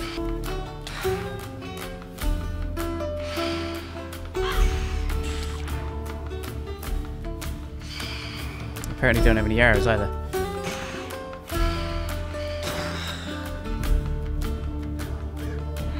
Also, it turns out that Leroy actually attacks them. Unlike lime-flavored Leroy, this one's actually useful. Get him, Leroy! Get him! I think he got him. I think Leroy did it. That's my boy. Righto, let's start building. I built my way through the night, scavenging nearby spruce trees for resources. And come the middle of the next day, I had mostly finished what might be called a bunker, or man cave, or dank pit of despair maybe. The point is, it's not pretty, but it does the job. It's also a bit dark, so we're gonna put some lights up. But we should be able to stay here for as long as we need to, and we might even build it into a glorious base if we can. Out gathering resources the next day, I found a bunch of pillaging men. I would very much like the XP contained within their bodies, their arrows, and also possibly some emeralds. I also managed to, of course, get the debuff that means the next village you go into will be raided. Now I'm gonna have to remember to get rid of that before I go back to the village. Now it occurred to me that this base would be a lot roomier if the floor was slightly lower. An irritating revelation, but the process of lowering the floor was made a lot easier with the use of our spectral hammer, which apparently also works on dirt. With that issue resolved, it was now time for us to move on to cooking up some stone. I needed a stone cutter and some stone bricks in order to make the wizarding tower of my dreams. And we also need some iron, so utilizing the spectral hammer to do some digging will get us both the blocks we need and also possibly resources. Once I had everything packed up, I then started decorating, removing some of these disgusting dirt blocks and placing down some nice carved stone. Taking one of my 6 union-mandated tea breaks every half hour, I finally took the bloody time to place down the spell forge I'd been talking about so much. And this cheeky chappy is quite the game changer. With the use of a magical ink, we can craft all kinds of different spells. With this sacred pearl here, you can see we can craft any of the restoration spells, provided we have a sufficiently powered ink. Since we managed to yoink that epic ink from the Sculk fortress at the beginning, we can craft 1 epic spell. This is, however, not a decision to be taken lightly, of course, as whatever we choose will have to be the most important spell to us in order to defeat the Sculk. It is unlikely that we will find any more epic ink. Now, unfortunately, that fade to black was correlated with something that actually happened in the game. My game crashed, and upon reloading it, for some reason, my spellbook had been deleted. Now, I hadn't realized this at first and just carried on as normal. Hello, Mr. Enderman. You wouldn't happen to have any balls, would you? I hope you do. He did not. What a dick. But shortly afterwards, I noticed I didn't have my spellbook equipped, and upon looking in the table where I'd left it, realized it no longer exists. And the total amount of resources that we have in order to build a new book is none. Obviously, this leaves us with a problem. The singular reason that we survived the Sculk Enderman was because we had the Fortify spell. If we hadn't had that, he would have killed us in 2 hits. And so we need to replace our spellbook, and bloody quickly. I managed to find the iron required to build one, but finding leather proved more difficult. I built a little pen just in case I managed to find some cows nearby, but after wandering around for a while, I didn't find any cows at all, only these scumbags. I postulated I might be able to find some leather in the village, and oh yes, I remember now. The good thing, though, was although the raid had started, and it wasn't at all my fault, the sheer amount of iron golems and guards in the village meant that the raid was being defeated without my intervention. Jolly good, I say. Keep it up, lads. It'll soon be done. I, of course, found no leather in the village, because why would I? However, I did manage to level this man up, and unfortunately, with a 50% chance for him to sell an ender pearl, we failed miserably. Basically, when he levels up, he will randomly choose 2 of these 3 things to sell. And he chose these 2 because he's a bastard that no one loves. Leaving the villagers to their raid problem, which wasn't my fault, I then later ran into a couple of bovines, and lured them home. Of course, the only issue is, if I actually want some leather from these boys, it would be worthwhile to not stab these ones and instead allow them to breed. And then we just, you know, stab their children. So we'll keep them in there for now. Also, this sheep has escaped. Hang on. There we are. I will say, though, one of my favorite things to happen just as I've settled into a new place is getting another horde. As is tradition, I suppose. As is also tradition, as soon as I heard the horde sound, I booked it for the nearby forest, and then got down into the water and started swimming. It looked to be just the standard retinue of Sculk Calcium men, and so dealing with them shouldn't be too much trouble. I took a couple out with my bow and then just continued running away. Because as with the previous hordes, the most dangerous thing that could happen is our base gets infected. Nothing to do with the actual enemies themselves. Some stabbing of worms and calcium men occurred, and I of course made sure to take care with the green boys this time. Oh, you twat! Yes, everything went fine, but I really needed to get that spellbook back, and after I'd taken care of my immediate chums, I then managed to find the leather we needed on the way home. Yes, everything had gone perfectly. No, that was a lie. As you can tell, at some point, everything has gone terribly wrong. Goo everywhere. I quickly popped inside and started making myself some of that anti-Sculk stuff. So we've got this little virginity shard here, and with that, we can craft these potions of purification. And in addition to giving us the abstinence buff, it can also clear up some of the Sculk on the ground, as you see. I took care of one of the Sculk spewers, but honestly, this just caused more problems than it solved.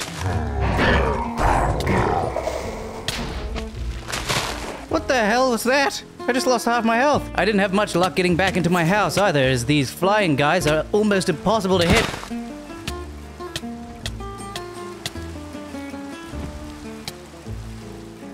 Oh, thank God! Irritatingly, although this potion removes Sculk herpes, it doesn't make me immune to it. And every time a Sculk phantom hits me, I contract it again. Sculk phantoms are the actual worst. I can't emphasize that enough. These ravages too are pretty bad, but if a skeleton jumps on top, they seem to get a little confused and much easier to dispose of.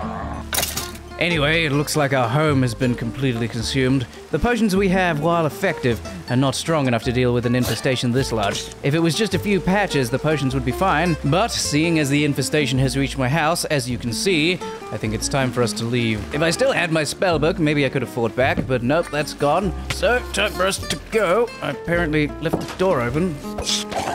Things were growing worse by the second, so I packed up the most important things and started moving again. But this time, I made a promise. I will be returning to this location. I promised myself I would finish building the tower of my dreams, but for now, that place is unlivable. Once we have our purification devices, we can head back there and fix everything up. But until then, we're on the move.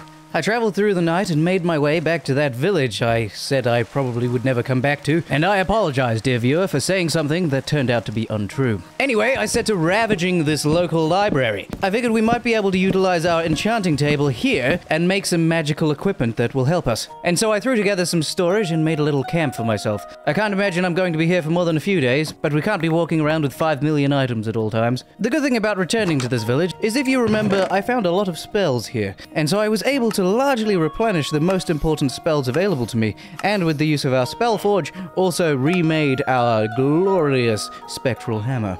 Unfortunately, I did have to use our epic ink for such an endeavor. I had no other inks available, and not having it is just going to make my life so much more difficult. In fact, right now we have a need for iron, and so the spectral hammer is already getting greased. And in addition to iron, we also very much need more amethyst shards. I used pretty much my whole supply in making the potions when we escaped our home. And the easiest way to get amethyst shards is underground. However, amethyst geodes are extraordinarily rare. It will be very fruitless for us to simply dig for one. Instead, our best hope of getting amethyst will be going into large caverns. I found another one of these green tomb-looking things, similar to the one we found at the very beginning. And this time I wanted to have a peek inside.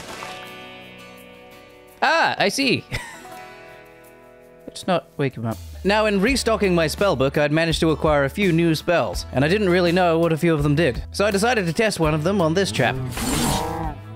I think that spell was called Blood Needles, and yeah, it really did what it said on the tin. Afterwards, I managed to find this weird-looking tower pillaging thing. It's clearly an enemy base of some kind, and I believe inside here we will find a spellcaster of some kind. But I don't know exactly how dangerous he'll be or what spells he has available to him. So there's no such thing as being too cautious. Here we go. Fortify ourselves. What? Oh, I don't like fighting here. Naturally, the most healthy way to overcome one's fears is to stand back from the thing that scares you and cast Earthquake on it. There we go. He'll be ready in a few minutes. He's a tough bloke. Ooh. As I expected, most of the loot we were going to find in here is related to magic, so we had some additional spells, and also some ink, which is going to be fantastic, and of course more magical powder. Now, all of the signs were pointing to the fact that the Grand Wizard is going to be on top of the tower. And in fact, I could hear him grumbling around up there. When in doubt, cast Earthquake, I say.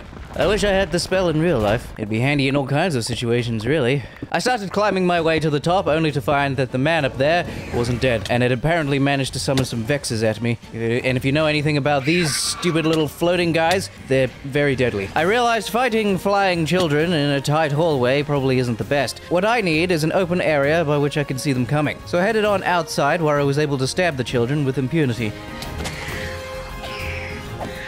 Once the orphans were taken care of, it was then time to move on to the summoner himself, who had somehow managed to get down from the top of the tower and was now shooting fireworks at me.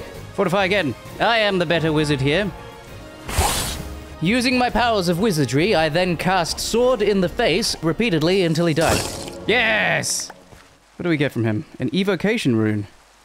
Ooh. With this evocation rune acquired, we can make some armor, which will give us mana, and also increase our spell power slightly. And once I looted the top of the tower, I got more resources for doing so.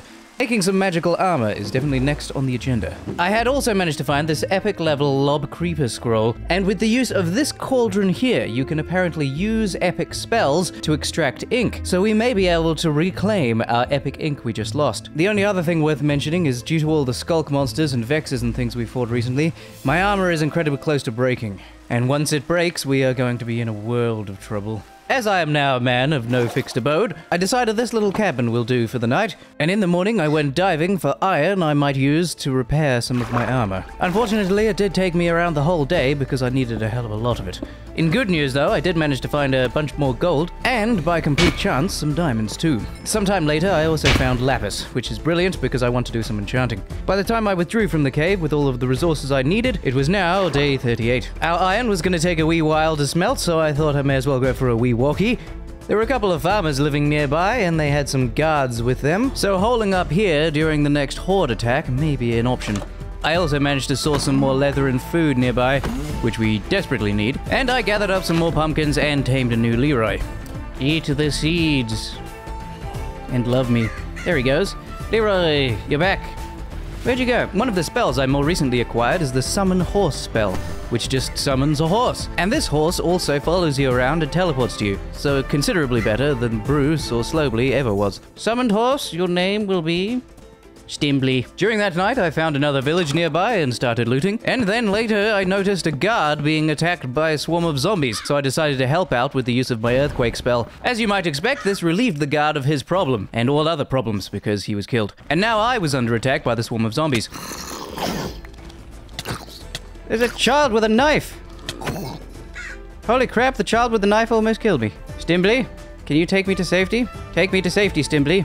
I think those villagers won't be very happy with me because I killed some of their people. Once I returned home, the gold was all cooked, and as was the iron. With the iron, we built an anvil, and also finally repaired our nearly dead trousers. In the middle of the day, I fiddled with my spell book, as I'd recently found a flame dash spell that I wanted to try. As I wanted to take that spell for a test ride, I told Leroy to sit still and shut up, because I didn't want him getting roasted. Not yet, anyway. However, although the Leroy roasting will have to wait, we'll try it out on this cow. Ah, it's an efficient steak roasting spell. I wonder if I can use it to... Can I go straight up with that? Put some water down, just in case. Ah, I can. Ooh. Afterwards, this man apparently volunteered for a test drive. You just got burning dashed. Now, one thing I will quickly mention is if you remember all of those giant golem things walking around, it is possible for me to create these control rods. And each control rod kind of tells a golem to do different things. So I figured maybe if I built one of these, I might be able to control one. However, as you can see, the most likely useful wand needs 2 ender pearls, which is something we have been trying to get, but failing miserably. Alternatively though, there is also this command wand, which might do the job. And that might just work as a test to see if these wands will actually command those things. Anyway, time for a nap. So I hadn't realized this, but these magical cloths are actually quite easy to make. You only need 1 wool per cloth. So if we can find a new sheep, we could probably make this magical armor. Look at this little terrorist. I hate him. And so, later that day, I went out in search of sheep. She's up. Meow. Oh, Leroy. Ooh. I may have roasted him. Let's get another. With Leroy the 4th or 5th now in tow, I went off in search of those sheep. Unfortunately, I didn't find any that day, so I just decided to get some coal instead. And as I had some clay sitting nearby my little shelter, I also decided to make that command wand. This way, if we run into any more golems, maybe we'll be able to tell it what to do. After that, I ran into a few more of the grey boys, so I decided to take them down, and inadvertently killed Leroy 5. No, Leroy! Oh, it was my earthquake that killed him. Suppose I should have seen that coming. I mean, at this point, I feel like I'm just farming Leroys. After the inconsequential death of Leroy V, I then remembered where I'd seen some sheep the other day. It was just across the river, actually, and it's kind of astounding that I'd forgotten that so quickly. Those grey chaps we just eliminated also gave me that raid debuff, so I decided to summon it at the nearby village. As there were some guards there, so I knew it would be easy, and I wanted additional XP for enchanting soon. And between myself and the villager guards, we were making short work of the raid. You got him, Terrence. Yeah. Sadly though, Terrence's hopes of being promoted to anime protagonist ended with the arrival of another horde. A Sculk horde this time. And while I trusted Terrence's abilities to fight off a raid, unfortunately, you may have noticed that each Sculk horde is getting slightly larger and deadlier than the last. This time, in addition to the regular enemies, we've also got Sculk phantoms from the outset. In the past, when we've seen Sculk phantoms, they weren't summoned directly from the raid, but instead by the monsters that followed it. Also, yes, these Sculk phantoms are still impossible to hit. Die! Just die! This phantom is gonna die of old age before I hit it. Okay, I'm out. Stimply! I hate those flying ones. In fact, those Sculk phantoms were so hard to hit, I ended up jumping into a hole underground just to escape. And it was lucky I did, as they'd managed to break 2 pieces of my armor, and they were well on their way to breaking the 3rd. In fact, if I hadn't repaired my jeans the other day, they would have broken that, and I definitely would have died. Anyway, putting out of my mind the ecological devastation I've probably just committed to that village, I headed back to my little shack and grabbed up my tidbits. I had not wanted to return to the library safe house where all of our most valuable possessions are until I received my next Sculk horde, as the fewer safe houses that are infected, the better. We may have ruined this little temporary safe house, but the one in the library should still be fine. Unfortunately, I found some Sculk mobs between me and where I was going, which would imply that my library safe house may actually be infected. Let's just hope it isn't. The safe house itself was okay, but the area around it was completely maddened. So we'll do some enchanting and things at this safe house, and then we'll have to leave. And first and foremost, we're going to make ourselves some new armor. I had initially made myself a new diamond chestplate, but I was thinking maybe we go back to the idea of creating this magic cloth. And with the use of our evocation rune we got the other day, we now have a dashing piece of formal wear. The coat is slightly less protective than my diamond stuff, but it doubles the amount of mana I have available. And since we are casting a lot of spells at the moment, this should be better. Before going to bed, I tried my hand at getting ender pearls again, but sadly this little troglodyte has no parents, and once again failed to give me ender pearls. And as such, the search continues. The following day, unfortunately, the safe house was compromised. I managed to get Sculk herpes from just walking around, reason being every single golem in the world is apparently infected. And as you can see here, things aren't going too well. It's hard to know exactly what happened, but my prevailing theory is that the Sculk monsters basically followed me back to the village. I hadn't put enough distance between myself and them by the time I returned home. And as such, they identified this village as a place rife for the infecting, and have sought to annihilate everything inside of it. I fought like hell, like I usually do, well into the evening, but sadly, as you can see, things have gone too bad too quickly. As a side note, this little calcium deposit beneath this beehive here can sometimes contain one of the Sculk ingredients I need to create the purifier. Sadly though, that one was empty, but we need to keep an eye out for them. It's a damn shame about all the villager lives that have been lost due to my actions, but I can't be held responsible. Regardless, I gathered up all my possessions, fortified myself, and left out the front door. Run, run, run.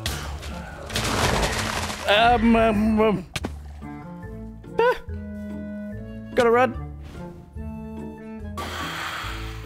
As luck would have it, during my escape, I ran into another unfinished nether portal, which supplied us with a considerable amount of additional gold, a new spell called Angel Wings, which is of epic quality. Afterwards, I quickly swung around the village and tried to use the command wand on our golem friend, but found it does absolutely nothing. At least nothing I could tell. I assume if this was a controllable golem, it would come up with a menu like follow or walk or something, but nope, none of that. So, unfortunately, no golem friends for us. This time, while migrating, I elected to take it far more seriously. I wasn't going to stop until I traveled at least 1,000 blocks, and I wanted my new safe house to be in a location where if it became infected, there would be relatively low consequences. I ended up choosing this little island for my next safe house location. It's a long way from anywhere, and the Sculk mobs seem to struggle with crossing water. I hadn't been able to take many of my resources with me, abandoning the last safe house, so I utilized my hammer to do some mining under the ocean in order to replenish my stocks. One thing we did bring with us, of course, was the excess of gold, so we were able to make some more golden apples. Once we have some more amethyst shards, we can make some more of those purification potions. During the night, I also replenished some of my wood stocks from the nearby acacia trees, which were growing on nearby islands. And this safe house is where I stayed for a considerable number of days. We now largely understood how the Sculk horde worked. All we needed to do now was gather the necessary resources to be able to confront it, while also improving our offensive and defensive capabilities, and then we can start purifying the land and eventually confront the Gravemind. The reason I was looking in this large, lush cave I found was because I had a suspicion you can find amethyst here. And as it turned out, my instincts were correct. Unfortunately, a very meager cluster of amethyst, but still valuable all the same. There is a way that we can transform these amethyst blocks into the useful amethyst shards we need, but unfortunately it does require a bit of preparation and also engineering. It will take a considerable amount of time in order to make the machines to be able to transform the amethyst blocks, but if we are unable to find amethyst in any other way, it may be a possible solution. I recognize what I'm saying is a bit evasive, but the procedure is quite complicated, and so I'll explain more later if I end up doing it. While exploring, I found yet another village nearby, this one truly immense, the largest so far, and within I've managed to find all kinds of strange things, such as this wild amethyst cluster, and also this bundle, which proved to be incredibly useful. It's basically a small bag of holding that you can store things inside. There were some villagers living here, but honestly very few considering the size of this place. As much as I would like to, I'm also not going to start trading with any of them considering what happened to the last 2 villages I did that in. Indeed, I've come to accept that if I'm going to defeat the Sculk Horde, I'm going to be doing it alone. I need to develop my wizarding powers in order to save this world.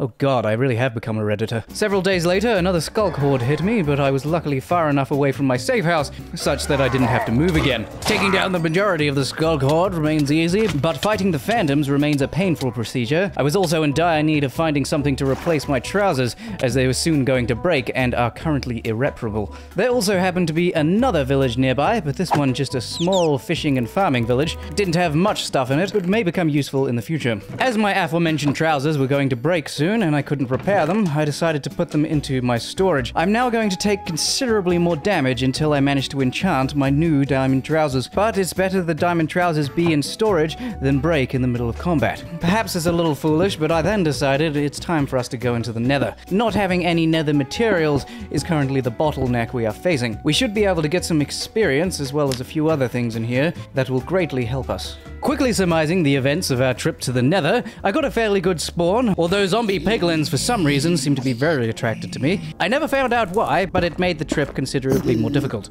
I traded with some piglins and finally managed to acquire some bloody ender pearls, and then briefly popped into a nearby nether fortress, managing to obtain some more arcane essence, gold, and a few other things. What have I done to offend you, piglin men? Why do you hate me so? I also learned that apparently the boots I'm wearing have flame protection, so that meant dealing with blazes was very easy. I then fought my way through another slew of piglins in order to return to the surface. What would I have done without Earthquake? Once back under the open sky, it took me a minute, but I was able to determine the direction I should go to get back home. And once there, it was finally time for me to be able to make use of those ender pearls. First things first, though, I needed a spot to be able to do some more enchanting, so I quickly cleared out an open square. So, with our ender pearls, we can finally craft some new spells. The ender pearls are a necessary reagent in order to craft Enderian spells, the most useful of which to us is going to be the teleport spell and the recall spell. Another thing I've built is this arcane anvil. This will allow us to imbue certain items, such as diamond weaponry, with spells. So I'm going to put my teleport spell onto my diamond sword. As you can see here, it only works on a weapon, doesn't work on any tools. Although, it does work on magical vestments, so I can put my recall spell on my chestplate. And the reason we've done this is because my spellbook can only hold 6 spells. Each of the spells I currently have are very useful, and so by imbuing, we can circumvent the 6 spell limit. And it may not seem like it, but with the teleport spell and the recall spell, our power has just increased drastically. The reason being, we're still looking for a considerable amount more amethyst, and with our teleport spell, our agility has just drastically increased, and also the recall spell allows us to go very far away from home in our search without ever fear of losing our way back. I had a quick chat in one of the nearby villages with this cleric. Although we managed to get a couple of ender pearls, we're still lacking in the department. I would like some more, and in order to get some, we should probably trade with this man. However, we need emeralds, and unfortunately, the only access we have to those is nearby farmers. Trading with them shouldn't be too difficult, but we do have to level them up, and also obviously protect them from the Sculk infection. As things turned out, there was also our good friend the Mason in that village. And just a reminder, he buys clay, which is very plentiful. One of the other reasons I want to see this village thrive is that we are deathly low on food. Of course, ignore the stack of bread there. I literally just yoinked it from this village. Now then, it's enchanting time. For too long have I been wearing trousers that aren't enchanted. My chastity won't maintain itself, you know. But here we are, enchanting table reacquired. This one fully leveled up to level 30. Haste enchantment on the trousers. I mistakenly thought this was a speed enchantment, but after finding out it actually just increases my mining speed, it's something I literally don't know how I lived without. Enhanced thorns on the jords. This came with a bonus enchantment of springy, which makes me jump extraordinarily high. Protection on the helmet and sharpness on the sword. On the sword, I got a bonus enchantment called Frostbite, and allegedly this will decrease enemies' attack speed. If true, very powerful. Difficult to notice if the Frostbite enchantment works on the skeleton boy here, because he died so quickly. How rude of him. But I imagine we'll find out if it works later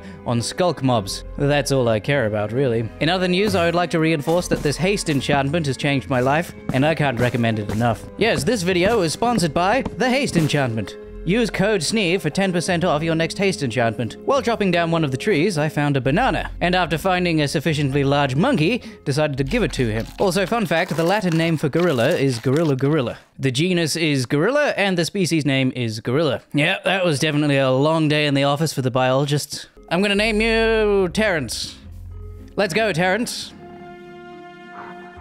Terrence, you don't do many tricks, do you? Unfortunately, it would seem that Terrence and I do not have that kind of relationship, and he doesn't seem to want to follow me, and is much happier just eating a big block of leaves. The next day, I found myself back at that large village, and this block here is apparently a block of honey. If I can find a bottle, I could get bottled honey, and we might even be able to tame a bear. And I was actually able to find a glass bottle in a nearby house, and so I bottled up some of the good stuff. Annoyingly though, I haven't actually seen a bear in quite a while. Back when we lived in the woods, I couldn't go 5 meters without seeing one, but ever since we've been on the run, I haven't seen any. I decided to explore another large cave I found that happened to be right underneath that village. Within the cave system, I found something very worrying. An extraordinarily large growth of Sculk. Very far from any previous infestations.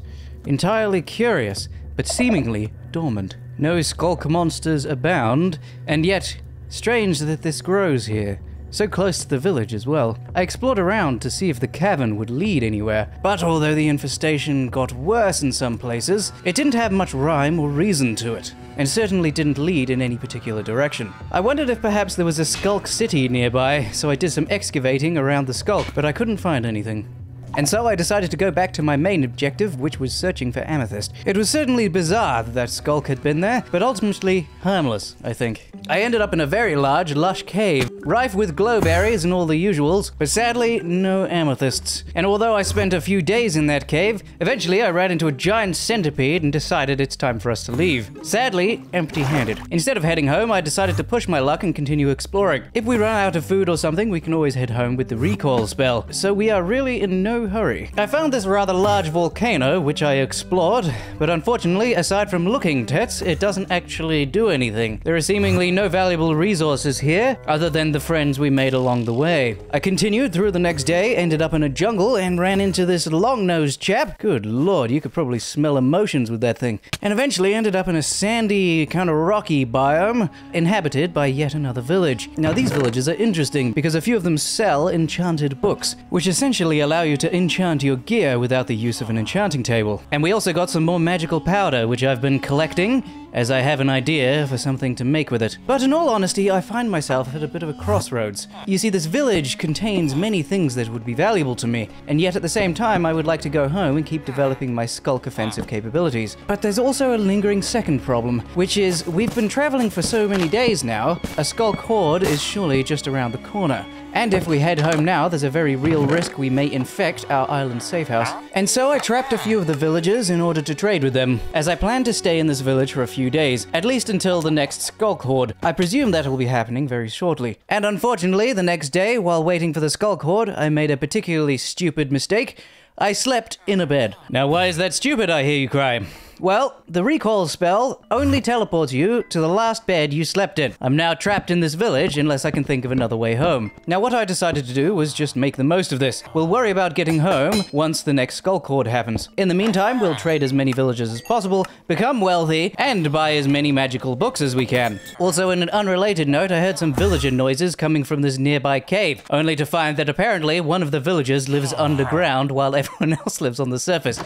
A very relatable adorable, sir. Now, I'm not sure entirely why, but as the days flew by, the Sculk horde seemed no closer. And although I found myself every day waking up and doing my chores for the villagers, the Sculk horde seemed ever further away. There was no way for me to know when the next Sculk horde is going to be, but I have a fear it's going to be the second I leave the village. Unfortunately, we've spent so much time here that we really should leave, and we've pretty much exhausted what we might use these villagers for as well. I now had some enchanting books and I had some money, and it's time for us to go home. The Sculk lands will only be getting worse without us around to slow it down, and we can't be perpetually on holiday over here. We're going to return home with the use of a nether portal. In case you don't know, when you travel in the nether, you travel a much larger distance in the overworld. So this should be a quick way of getting home. In fact, we may be able to find our previously established nether portal. Goodbye, villagers.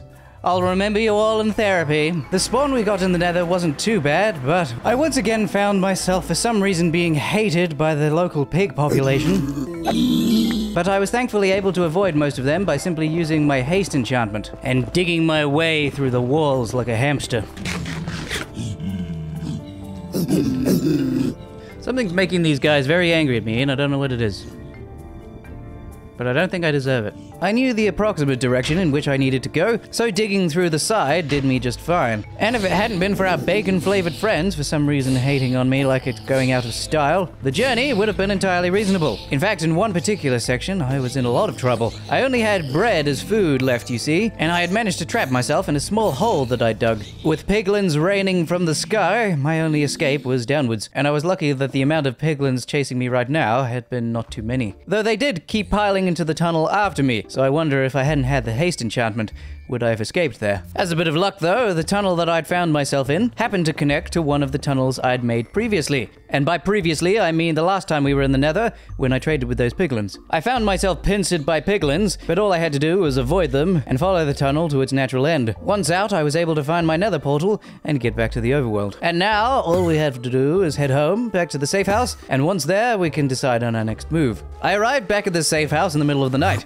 unfortunately finding that there's been a wandering trader who's moved in, though I'll admit he is currently invisible. Don't gaslight me. I decided the first thing I wanted to do was use some of the levels I'd gained during my exile. My overcoat had an available enchantment called Health Boost 3. Sounded pretty good, so I chucked that puppy on, and it gave me 3 additional hearts. Very nice. Next, I got an enchantment called Smelter, which means we don't have to use a furnace anymore. And finally, on our trousers, we got an enchantment that is akin to the feeling I get when I look at my high school photos. Unfortunately, that meant that the trousers had to go in the bin, as even using the grindstone to remove enchantments doesn't remove curses. Perhaps most importantly of all, however, we got Silk Touch on our pickaxe. And with that, we can be a little bit of a clever bollocks and make ourselves an Enderian storage chest. Normally, if you make one of these, it breaks if you try to pick it up, but with Silk Touch, you can actually remove it. Meaning, we now have transportable storage. Also, apparently the Wanderer's decided to grace us with his presence.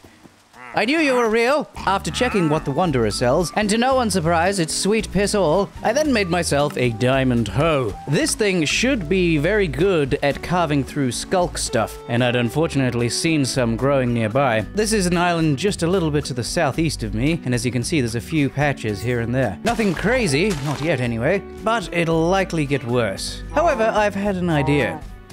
Also, again, this is one of the beehives we need, but sadly this one is completely empty. I noticed while checking the beehives that destroying the Sculk with the hoe gave me experience, and quite quickly. While exploring, I managed to perfectly kill a creeper again without it exploding. And suddenly, I had another idea. You see, in order to make this thing, which we need to make our purifiers, we need to have some souls or whatever. And one of the ways that you can get these souls is from obsidian. Specifically, infested crying obsidian. And now I didn't know how to get infested crying obsidian, but I do have crying obsidian. Essentially, my thought process was, what if I placed some crying obsidian and deliberately made a creeper explode on it? Would it turn into the infested crying obsidian I need? Shortly later, while fighting some skeletons, I made a cataclysmic discovery. The skeletons have seemingly mutated, and instead of just spitting at me, they now spit acid at me. Continues to do damage even after the skeleton is dead. Let's hope that this doesn't become a problem. Towards the evening, I finally found my first beehive with stuff in it, though I did have to retreat at the time and come back later with some shears.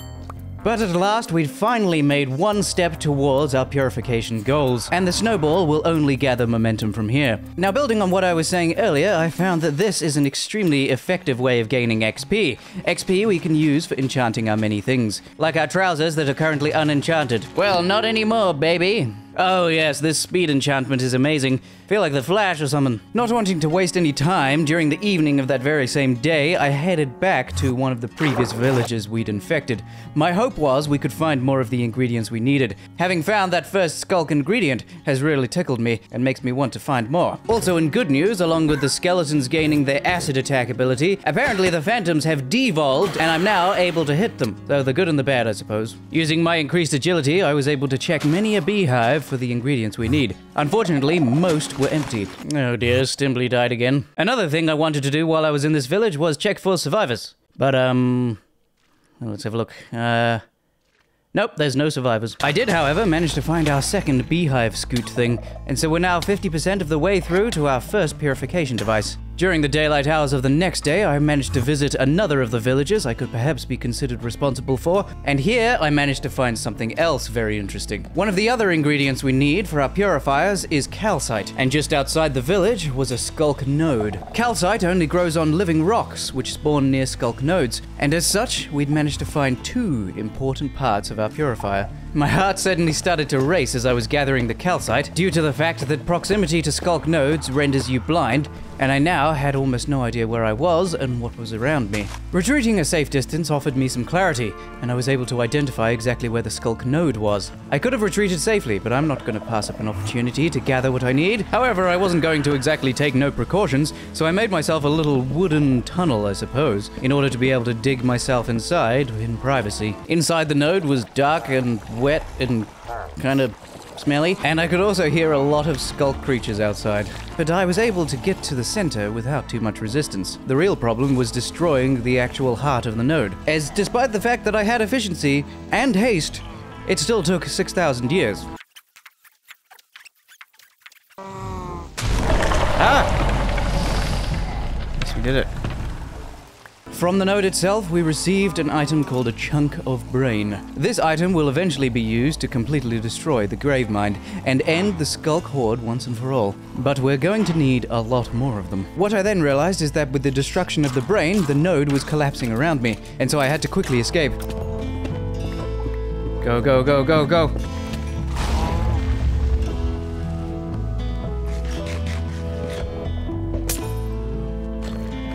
Okay, let's go. Out! Whew, we did it. The Gravemind attempted to launch a counterattack against me, but I was able to evade them and use my recall spell to escape. Now that we have all of the calcite in the world, all we have to do is locate a few more beehives and also get some infested crying obsidian. With those ingredients, we can finally craft our purifier and go home. And I, for one, was eager to finally reach the finish line. Next, we attempted our experiment with a creeper and found it to be entirely fruitful. Infested crying obsidian acquired. And while continuing my search for beehives, suddenly went blind and stumbled into another node. Now we just have to wait 16 years for this to be mined. Good God. Huzzah! We got another chunk of brain. After the destruction of the node, I also got lucky and stumbled into another active beehive. And although we only needed one more, I couldn't find one. Much later that evening, I got a notification that there was another Sculk Enderman skulking around, if you'll forgive the term, and decided I would perhaps attempt to save the villagers. Last time I fought a Sculk Enderman, he hit me so hard I'm fairly sure he knocked off a few IQ points. But now we are much stronger, and I fancy our chances. The first few Sculk waves were fairly simple. Just ravagers, skeletons, zombies, that kind of thing. Although I will mention that, as alluded to previously, the skeletons are now a very, very large problem. Because every single time a skeleton hits you, he increases the amount of damage being done by the acid. And this can stack in very life-threatening ways, as you can see here. If it weren't for my 3 extra hearts and my Fortify spell, I would have died just now. Now, I'm going to be honest, I didn't really know what to expect from the final wave, though I really should have. It was a bit obvious. Oh no, I've got to fight Sculk Enderman. I should have seen this coming. Fortify! For the love of God, fortify! Ow. I'm floating, and I have weakness. This is bad. If only I'd saved the potion. Why am I floating? Oh, thank God for the portal. Due to how heavily the Sculk Enderman was still hitting me, and the plethora of other debuffs he managed to inflict, I elected it intelligent to retreat. I did, however, take the time to remove some potions from my ender chest, and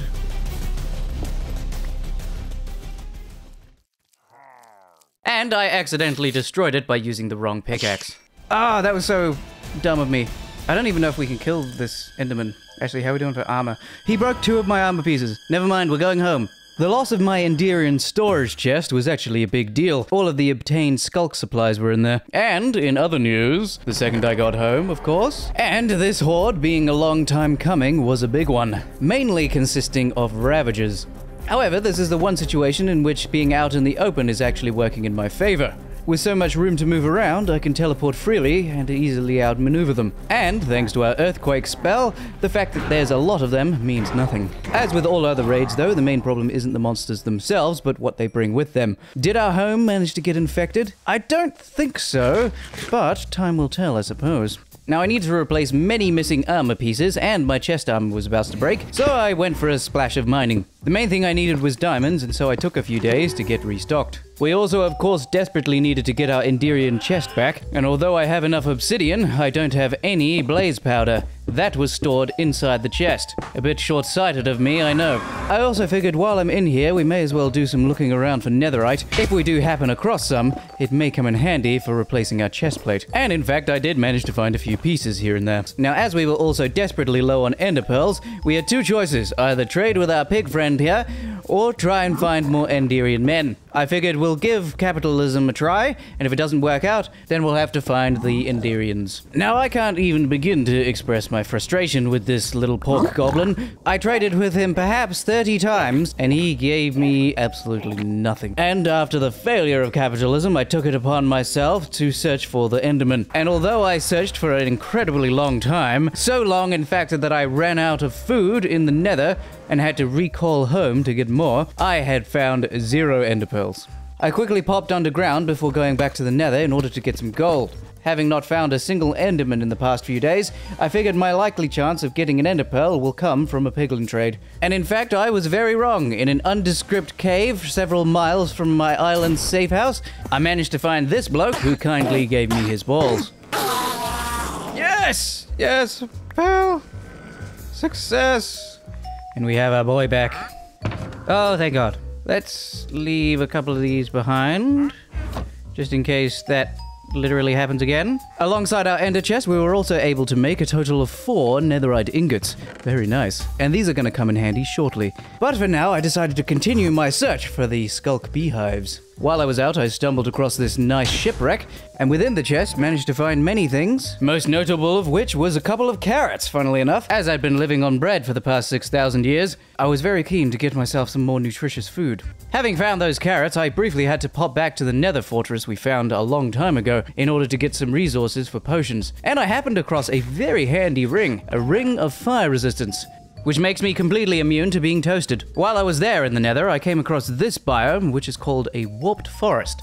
Apparently endermen are very common in here, and although I wouldn't necessarily confirm that, I did manage to find a couple. While on my enderman hunt, I located this little snazzy operation, and was swarmed by piglins soon after, and right next to that little encampment was this place. This location is called a ancient battleground, and here we find some animated suits of armor, which, when killed, will give us an amazing item. But I'll explain what that does once we get home. Now, one enemy we haven't seen much of, despite our considerable time in the nether, is this guy, the Hoglin. While a fairly unremarkable monster, one thing that they do drop is incredibly useful. They drop Hoglin skin, which could be used to upgrade our spellbook, giving us decreased cast time and also 2 extra spell slots. Now then, from that night, we got a cinder thingy, which we can use to make the Alchemist's Cauldron. This could be used to melt down spells that we don't want and create inks that we do want. The cauldron didn't come with an instruction manual though, so hang on a second, I'm figuring this out. Nope, lighting a fire underneath it didn't work. I got annoyed and distracted, so I ended up making my upgraded spellbook.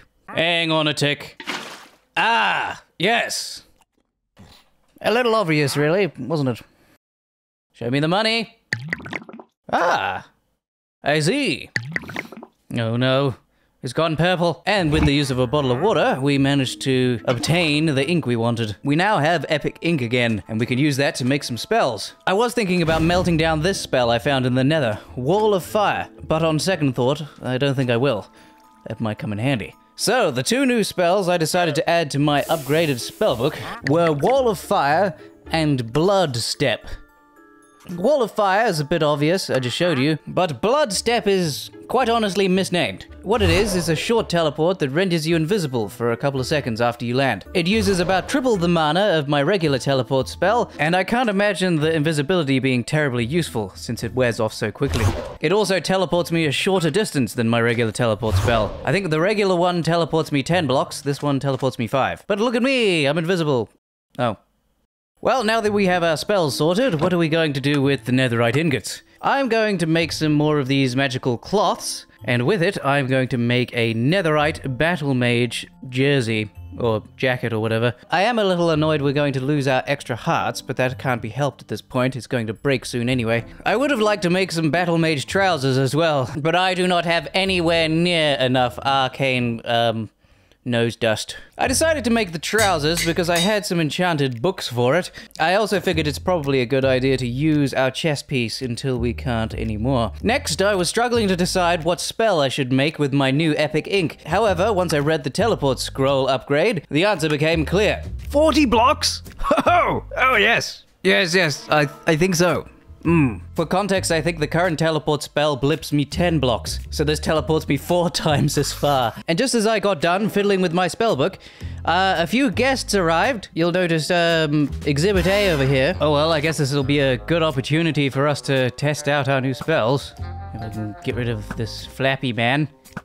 Nope. Got him. Let's earthquake these guys in the water. Again, not really sure how that works. And then teleport away. Oh no, I've got the wrong spell. I've got the invisible one. Damn it. Remember just previously when I said we should use our chest plate for as long as we can until it breaks? Remember how optimistic I was? Yes, one of the ever more annoying aspects of Sculk herpes is that I think it also does damage to your armor. Can you guys stop? I'm trying to explain something. Anyway, in Minecraft, I think all damage you take does damage to your armor. Whether or not that damage comes from herpes or from skeleton acid or whatever, doesn't really matter. So that's why my armor's breaking so quickly these days. This time I found myself fighting all the way through the night and into the next day, just dealing with the ones that had immediately spawned in front of me. Now it's my belief that the next horde will not arrive until day 100. Oh my god, hang on. Yes, we can make our purifier.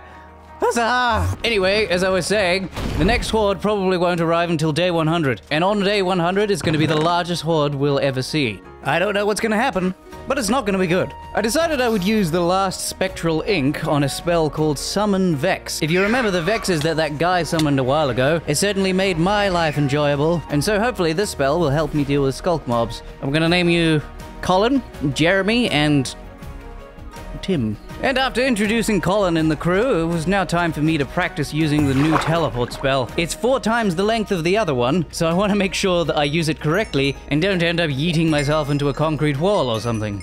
But I'm hoping that, like, if I were to look here, it'll just teleport me there. It won't teleport me 30 blocks through here. Let's see. Okay, yeah. So if I was to look, say, at this ground here, yeah. So it doesn't have to teleport me 40 blocks, it just can. And it's gonna take me a little bit to get used to that. I knew I had to be careful because it's quite possible I break all of my bones using it. If I look up, see? Look how high that is. Anyway, one enchanted chest plate later, and after noodling around in our crafting table, we now had our purifier. Now, the only issue is, if we place it down, Sculk mobs are gonna try and attack it. So I'm gonna put it in a little protective box here, and hopefully this should keep it safe. And it's already working. How about that? Damn, that's pretty quick. As previously mentioned, soon the boys arrived and I had to use my spells to take care of them, but ultimately it was quite easy. Other than the stupid skeletons that spit snot at me. Holy crap, I nearly died! Let's fortify up here. Yeah, there we go. These are working bloody well, I'd say, but I would like to test them in a place where the infection is more serious, just so I can get a gauge of exactly how eager I should be to return home. All right, we've built a new little cradle. Let's put them in here. We'll put both of them in this time. Oh, yeah. That's working very well, very quickly. I think we may have to go get rid of the spore spewer over here, though. All gone. Man, you really couldn't tell that this spot right where I'm standing used to be covered in Sculk. Okay, so here's the deal. We're going to be returning home very shortly. But before we do that, we need to use this giant wheel here for something. This is a water wheel and it generates power. We're going to utilize this with a bunch of other ingredients that I'm going to gather over the next few days in order to craft ourselves an incredible amount of amethyst shards. It was my hope that by now we would have enough amethyst shards to be able to just return home. However, we do not. That's not working for some reason. I'm gonna have to figure this out, but this should hopefully result in us having more amethyst shards than we'll ever need. Basically, what we need to do is create a crusher. This isn't a crusher, by the way. This is just a plate squasher or something. I got it working by day 84, but be careful, this thing is lightning fast.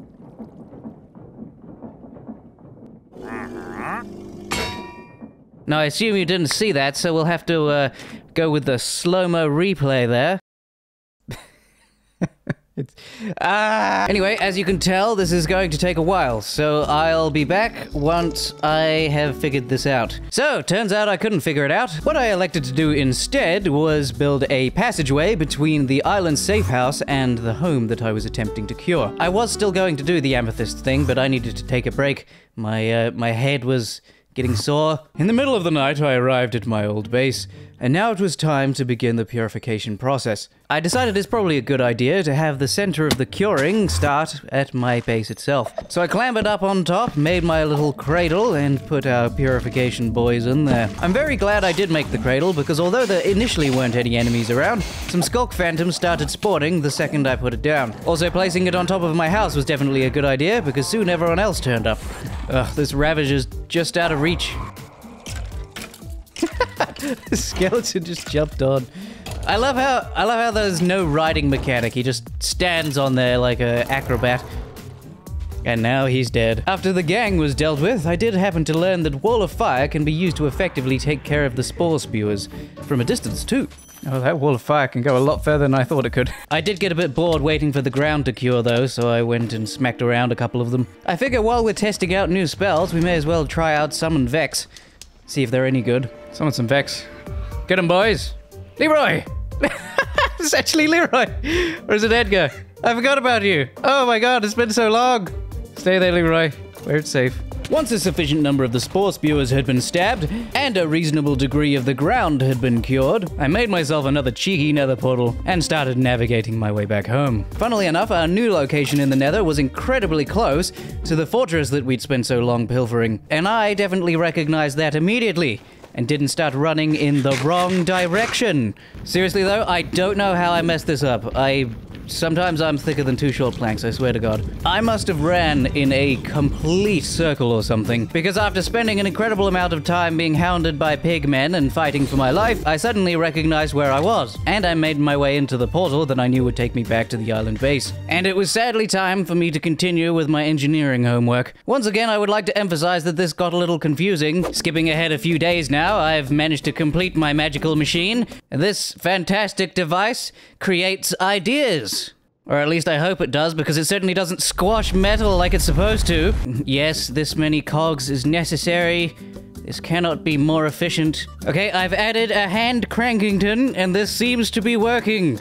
Success! Anyway, we now have all the materials to make this. It's basically a mechanical crafting thing. And it runs on depression. Thankfully, that is a resource we've managed to acquire in abundance while building this. Yes! It's working! Yes! Yeah, slide together, you dirty At last, the crushing wheels. I set up my crushing wheels, and then tossed in my amethyst to be crushed up into amethyst shards. Ah, here they are, my pretties. Lovely. There we go. With our shards in hand now, we should hopefully never have to return back to the island safe house. And to emphasize just how stupid I was the other day when I got lost in the nether, this is the total duration it takes me to get to the portal.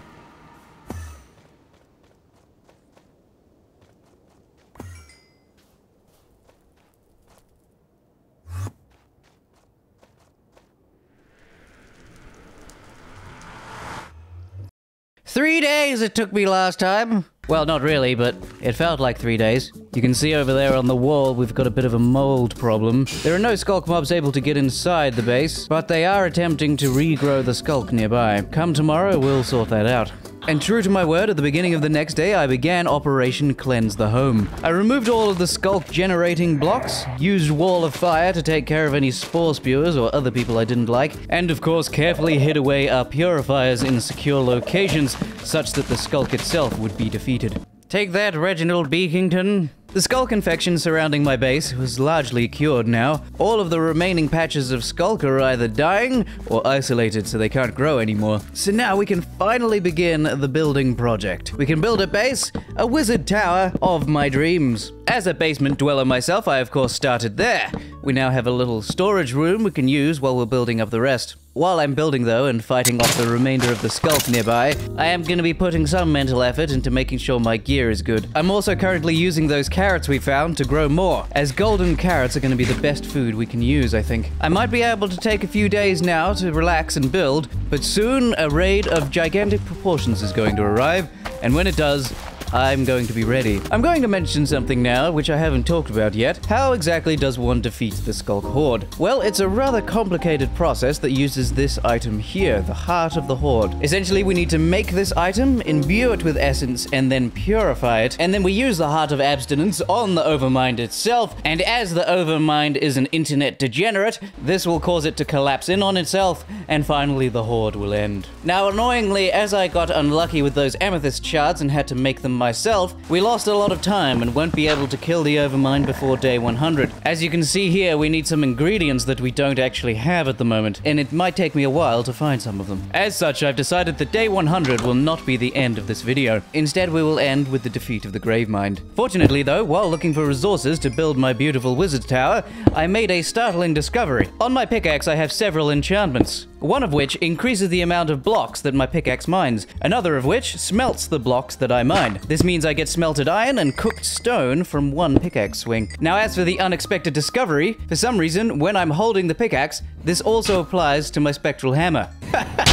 And we get loads of XP for smelting all of the things, and we also get all of the smelted resources we want. Needless to say, this is tits, and it will save us an incredible amount of time in getting ready for defeating the Overmind. You know, I just now realized I've been continuously calling our Sculk enemy the Overmind. I'm pretty sure his name is the Gravemind. Ooh, that's my mistake. Well, I don't really like either of those names anyway, so I think I'm just gonna call him George. I now had many of the materials that I needed in order to start building my grand tower. However, I wanted the active part of the Sculklands to be slightly further away from my base, so I didn't have to stop building in the middle. I decided to wander over to the nearby village, which was now a ghost town, of course, in order to assess the damage. Perhaps if I also start some restoration efforts here, the Sculk near my base won't be able to regenerate. Fighting a war on two fronts, if you see what I mean. So I threw down some purity potions to get the process started, and we would soon move our purifiers from the nearby forest to over here. I decided to place the purifiers not in the center of the village, where I wouldn't be able to keep an eye on them, but instead just on the outskirts. That way, if somehow the purifiers end up being attacked, I can get here quite quickly. I decided I would build my base throughout the day and throughout the night. That way, we lose as few days as possible, and the work gets completed faster, just like road workers in real life. The teleport spell also came very much in handy in terms of getting things done. And in only a few hours, I'd managed to build the starting skeleton of my magical tower. Now, I've always been quite garbage at building, but this time I tried to take a slightly different approach and make something that's actually digestible. For your eyes, I mean. I'm not making it out of gingerbread. Although, I suppose if you wanted to take a nibble, I'm not going to stop you. It's a free country. Though I will recommend you have your dentist on speed dial. Stone isn't good for your teeth. While I was building, I was trying to think about logical things, like how does this thing stay balanced? And, you know, where's the weight going and stuff like that. I'm still not very good at visualizing that kind of thing, but I at least tried. Anyway, so that's my explanation as to why I made these little slopey things. Stop judging me. I was a little stuck on what to do with the inside. At first I was thinking a spiral staircase, but with the placement of the basement it might be a little tricky. So instead I decided the first few floors would kind of be half and halves. Kind of like half of the upper area is taken up by the floor, and half is just empty space. And now, much as I was enjoying deliberating, it was now time for the final horde. Oh, well, spit in my mouth and call me Suzanne. There's a horde and it has a Sculk Enderman in it. Similar to many of the other hordes we've experienced, my first action is going to be to flee courageously. The reason being, this is only the first wave of a several wave horde, and subsequent waves could have additional Sculk Endermen. So we're going to try and split up the waves and fight them individually, just in case. Go away, child.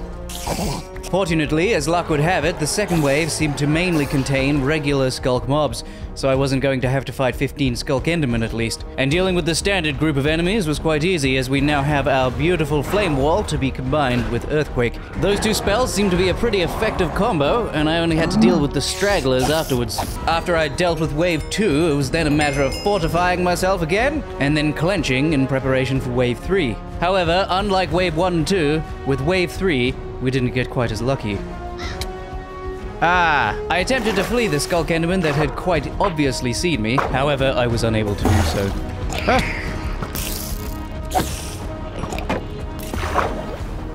Oh god. The Vexes I had summoned only minutes earlier were occupying the Enderman's attention, and so I was able to dash in and quickly splash both Endermen with the Purity Potion. The potion has several effects, but two of the most important are it makes them weaker,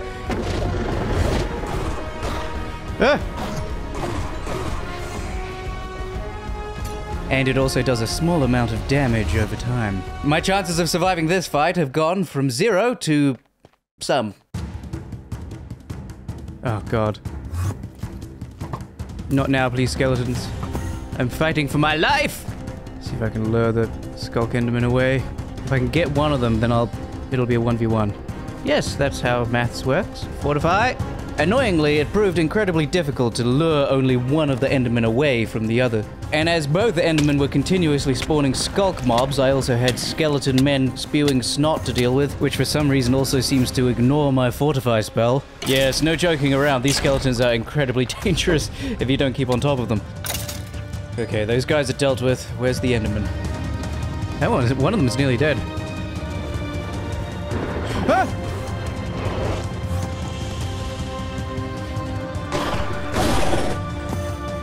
Got him! Okay, now we've only got to fight one. Where is he? Ah! Found him!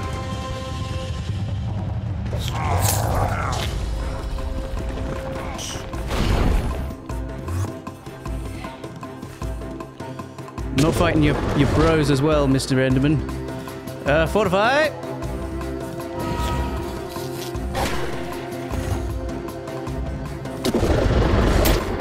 Have I not got him with this? Thought I had.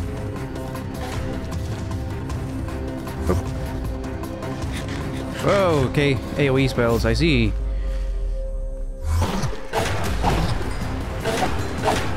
Get him!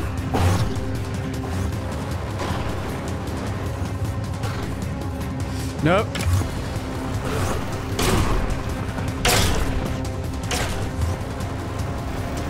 Get the hell out of here. Those skeletons could mess me up. With the fire. Ah! Ow! Oh, he hurts. What is he doing? Get him! Yes! Ah! Whoa! My health. What the hell is this? Ah! We beat 2 Sculk Endermans. Oh, we've got one more to kill back at the base as well. Oh no. Now, I fully expected to be fighting a 3rd Sculk Enderman, because the whole reason I abandoned my house in the first place was because I saw that bar appear at the top when the horde started. But although I managed to nearly get killed by snot-based attacks... God, I hate these things. Look how quickly they're killing me. It doesn't make any sense. I have endgame gear, and the skeletons are killing me. I'm gonna die. Legitimately, I almost died. Fortify. I decided to take the rest out the coward's way. I just fought 2 parasite endermen, and then I was nearly killed by 3 skeletons. Logic.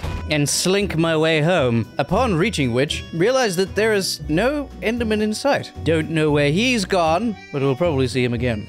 What happened to my farm? But I did find a clue that may help explain what happened to the Sculk Enderman. Why is this out on its own? My god, they could have destroyed it. So perhaps an interesting observation about this lonely purifier here. There used to be 2 of them, and now there's only 1. And for some reason, it wasn't anywhere near the cradle. In fact, it wasn't anywhere at all. I couldn't find it. So in short, we're now missing a purifier and a Sculk Enderman. Very odd. Well, I think we did it. Several parasite Endermen, 3 of them. Although one of them I didn't actually fight, but besides the point. I can't believe we did it. I can't believe we survived 2 Endermen at the same time. After much rejoicement, I then moved my work slightly closer to the village. I want to keep purifying this place, and if we can save the village and all of its current inhabitants, then I can happily claim no responsibility for what happened. The loss of a purifier was a little annoying though. However, I was quite close to having all of the ingredients required to make some more. And in fact, with the discovery of another beehive scoot thing, I was able to quite handedly create some. And so I was able to construct our additional pylons within the village and start the abstinence process. And as previously mentioned, dealing with the monsters inside of the village was considerably easier now, thanks to Wall of Fire being so effective in such a small area. Burp, burp, burp. Roasty toasty. And as the day was drawing to a close, it looked like the village was returning to its old self. Most of the blocks were being converted back to nice healthy blocks, and the Sculk was slowly receding. And so I left the village, leaving the purifiers behind. They shouldn't be attacked by anything anymore, and they'll just slowly kill off the last of the Sculk. And with that taken care of, there aren't that many more things for us to do. I want to finish off building my tower, of course, and after which we have to gather the materials in order to defeat George. It probably won't take us too long. A few days, tops. And it probably would have only taken me a few days if I hadn't been so pedantic with my building. Instead, I spent day after day building things like spiral staircases, giant glass windows, arguably needlessly alternating my blocks for no other reason than aesthetics. Oh yes, and for some reason partway through I decided to start using cracked stone bricks, with the idea in mind that this might help it look, as, I don't know, sort of weathered and lived in, perhaps. Not that you asked, but I also did end up going back to the island base, for no reason other than gathering glass. It was very handy and efficient. I do, however, think it's starting to sort of take shape. Certainly one of the buildings I might consider myself proud of, at least. I decided to chop some vines from the nearby jungle biome. It is my personal opinion they might add a splash of life onto the otherwise perhaps drab tower that we're starting to manifest. Look at that. Look at that vine there. Don't you think that really just ties everything together? My god, it's beautiful. Hang on. That vine just grew.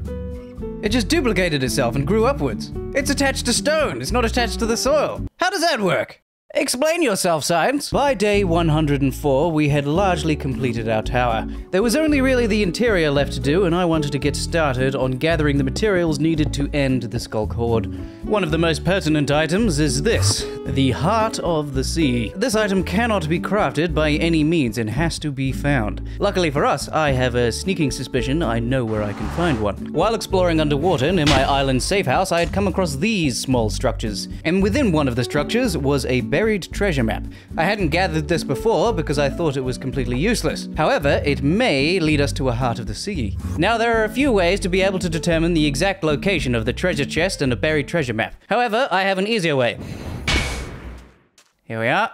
As you can see here, we needed the Heart of the Sea in order to be able to create the dormant Heart of the Horde. However, we also need some Echo Shards, another uncraftable item that we do not have. Echo Shards are going to be trickier to find than the Heart of the Horde, as they can only be found in ancient cities, and ancient Sculk cities are very hard to find indeed. However, there is a biome nearby that might contain one, and searching for us will be made considerably easier thanks to our pickaxe and spectral hammer combo. I decided I would wait before looking for something like that though, as it could take a while and I would like to get the house finished first. In the meantime, I've just uncovered a new problem. For this item here, the Soul Harvester, which we need this, a Sculk Shrieker. Now, it was my belief that this is a Sculk Shrieker. However, if I try to mine it with my Silk Touch pickaxe, it disappears. It turns out the reason why is because that was not a Sculk Shrieker, and we can only find Sculk Shriekers in ancient cities. So my journey to this Sculk-infested area today has been a bit pointless.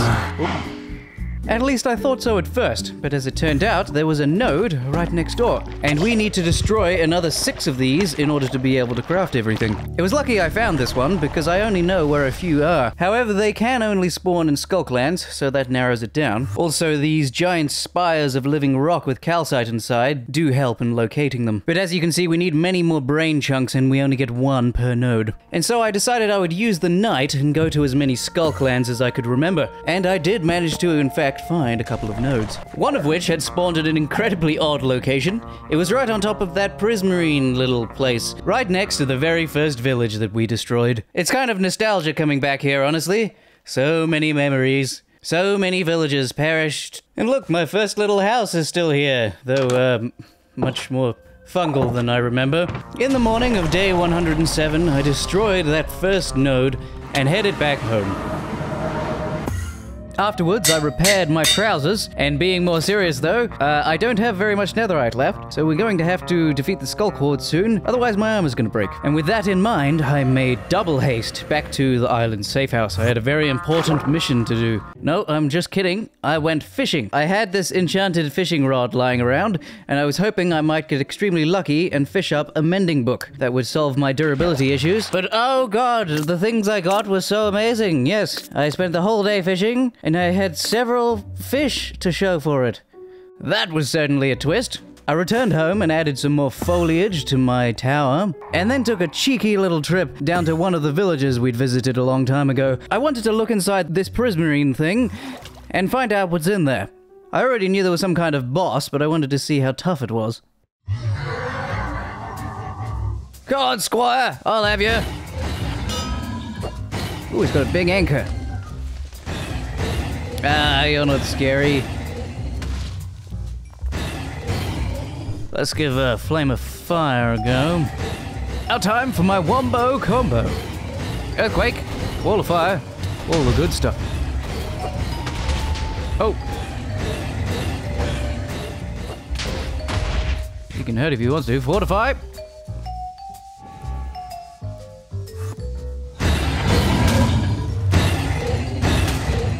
Nope, nope. Woo! Holy hell. He's a lot stronger than I thought. I went back to fight with our friend, but this time I elected to take a more, shall we say, reserved approach, in that I stood outside and just sort of trapped him in there. Eventually, he was dead, and I got my reward, which was an anchor. Sadly, I do not own a boat. Rather disappointing, but ho-hum. Time for us to go home, I think. Day 109, I quickly popped into the village to check on how the purification process was doing, and it's going incredibly well. Sadly, no villagers, still. But they'll surely return at some point. Other than that, it's looking pretty good. I decided the next thing I was going to do was find the closest mountain biome. As previously mentioned, we very much need to find an ancient city, and they almost always spawn in mountain biomes beneath a mountain somewhere. I figure we'll just go to the closest mountain biome and dig down and pray that we get lucky. And as luck would have it, while digging, I managed to plonk myself right in the middle of one. Ow. Oh wow. Hello. And there's already things screeching at me. Now I'm going to be honest, I hadn't brought any wool with me, and I was being particularly heavy-handed. I wasn't exactly being quiet, or subtle, or gentle, or intelligent. And very quickly I found myself being chased by wardens.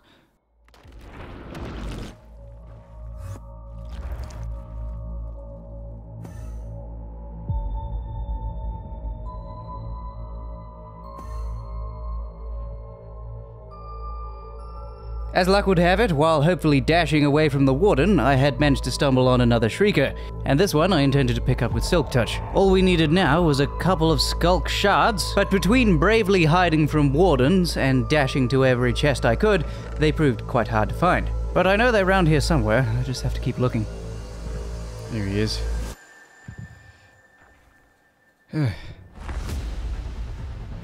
I hate him. Even with all this, they could still one-shot me, I believe. If it weren't for my portaling abilities, I would be heavily clenched. and I still am. After a while though, while under a considerable amount of mental duress, I managed to find our beautiful shards. And after the first, I managed to find a couple more. Having found what I needed, I calmly made the decision to return home. Ah! No! Okay, I'm gone. Get me out of here. Oh, thank God. We now had almost everything that we needed, and as I had some legendary ink lying around, I was thinking maybe I should make some cataclysmic spell that I used to defeat the Sculk Horde. I had a shop around, but the one that looked the most attractive was this one, Black Hole. Unfortunately though, it was only after heading outside to test it did I realize exactly how much mana it cost. What does it cost? 300? Oh dear. On a good note though, this magical ring of mana is craftable, so we can cast the spell. But only while wielding the ring, which means either giving up our fire immunity or our mana regeneration. And honestly, with the amount I teleport, mana regeneration's very nice. We'll worry about that in the future though, so I headed home, crafted the ring, and quickly jumped back out to use the spell.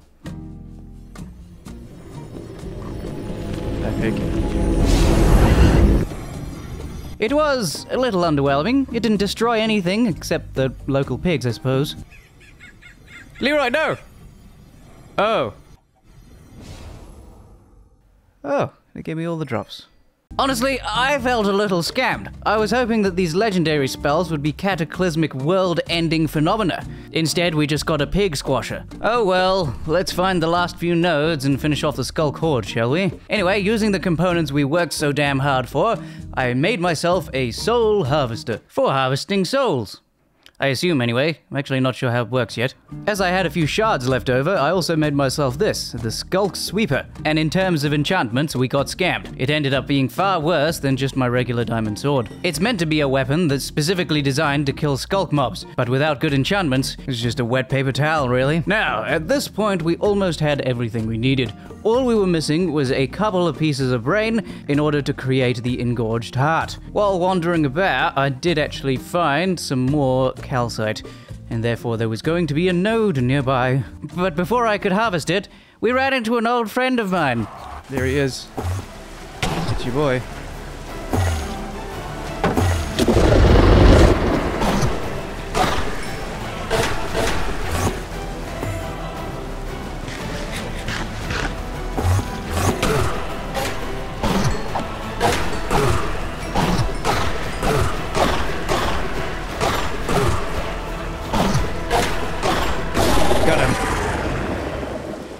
Oh, I hate those guys. They do so much damage. And now with Melvin deleted, I was able to go inside and get myself my juicy, juicy brain piece. There you are. Wasn't that fun? Now, we only needed one more piece of brain in order to end this juicy nightmare. However, I had expunged all of the nodes that I knew about. Luckily, it is possible to create something which can lead you to nodes. I can make this the Eye of Purity. And with one of these cheeky little fellas, we can find ourselves our last brain node. And so my Eyes of Virginity equipped, I set out on what would hopefully be my final search for brain nodes. I actually did get very lucky with that Eye of Purity, because the second it broke, the calcite clumps were visible in the distance. This node was very strange, however. I approached and got the blindness effect, but it was curious. There was no node at the center of the calcite clumps. As always though, when confused, the best thing to do is to head underground. That way, the people who have confused you can't find you, and you can happily live out your delusions of knowledge and happiness. Also, I nearly died from that fall. I'm guessing the node is above me. Not a terribly good time to be blind, if I'm being honest. Alone and blind underground. I sort of managed to squirm my way to one end of the cave where I wasn't blind anymore, and using my powers of vision, I then located the node and then built a tower upwards to it. Once I reached its squishiness, it was then just a matter of dealing with it like all the others. Got him. Let's go home. Quickly now. Oh, lovely. And now, on day 114 of this 100 days, that's correct, I'm averaging 114% on this exam so far, we take our delicious brain, our shardingtons, and our heart of the pea, and craft our unengorged heart. And now all we have to do is figure out how to engorge it. We have our soul harvester here. Presumably, it harvests souls, but I don't know exactly how. I assumed these crying souls would do the trick, but apparently not. On my next attempt, I tried the banana souls, but sadly, still no effect. I expect nothing, and still I'm let down. My only other idea was that maybe the soul enjoyer would be happier in the nether, where it can absorb souls from things I kill nearby. And success! We've got a little sparkly effect. Due to the extreme prejudice the pigs seem to feel for me, I figured this would probably be the best location to get a non-stop stream of enemies that will hopefully fill this puppy up. And it seemed to be working, although it was taking its sweet, sweet time. Anyway, a few days later and several dozen pig stabbings, we now have a fully engorged heart. Now we just need to purify this thing with the power of abstinence, and we should be good to go. Alright, so we just put this one here, this here. Bingo bongo! The heart of the Redditor. And now, all that's left for us to do is to plug the shutdown command into the center of the Death Star and blow up Hogwarts. That way, Narnia will be saved. So says me, Gandalf, the Power Ranger. I did make one final attempt at that mending book, and while I was doing so, managed to get a couple of friends turn up. This didn't turn out to be the worst thing, however, as I managed to re-enchant the Sculk sweeper with something new. Unfortunately though, although the sweeper does slightly more damage, the regular diamond sword is still better, as the diamond sword makes them attack slower. If I were fighting them one-on-one, the sweeper would be better, but since I always fight them in groups, the diamond sword is definitely my choice. And so, it's finally time for us to destroy the Sculk horde. I learned recently that one cool feature of the Alchemist Cauldron is that it can also be used to brew potions. You just have to put your ingredients in like this, and it will use them one by one. So here I'm making some mana potions, just in case I need them. I probably won't, but just in case. And so, at the beginning of day 120, I set out from my home for the final time. It had grown into a tower that I was very proud of, and I am going to be very sad once I leave this world forever. With that said though, I'm not the only inhabitant of this world, and I've caused quite enough destruction. And so, it's time for George and the Snot Skeletons to go back to hell where they belong. Now, I knew it was going to take some time to arrive back at the Sculk lands where everything had began. What I didn't know was that I was going to be attacked by a bear on the way. Huh? I found a bear. He managed to get infected with Sculk herpes, but I cured him, and after some careful positioning, threw him some honey. Now that he's been pacified with honey, we just need to give him some salmon, and he should be our friend. And I'm gonna name him Brian.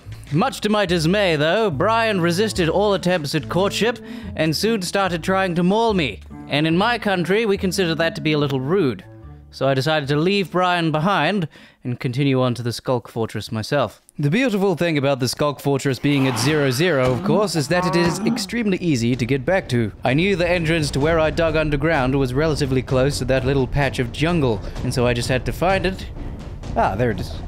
This is where we left the original lime-flavored Leroy, when he was trying to off himself. Am I afraid? Yeah, I mean, these tunnels should be infested, I believe. So, we'll soon find out. Where was it from here? Oh no. And there's flying boys too. Oh boy. Oh, down here.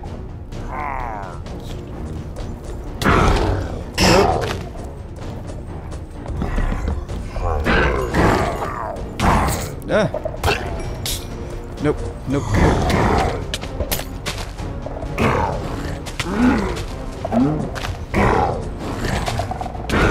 Ah. Where was the entrance? Here.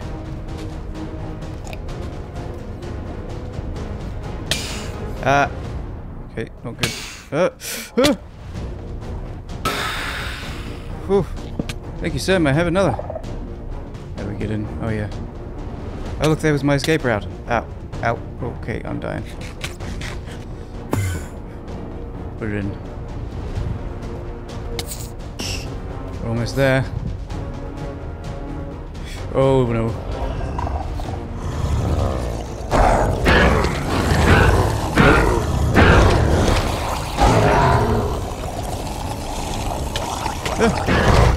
No, no.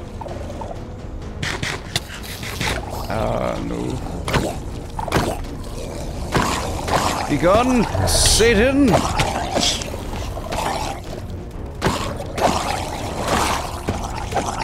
Oh, so many zombies. Earthquake. Fortify. Nope.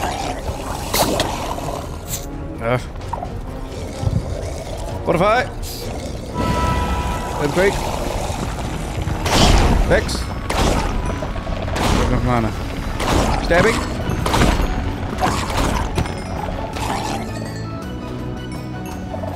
There's one. Take that, ravaging men.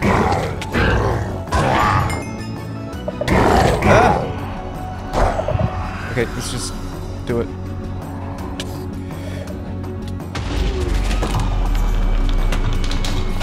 No!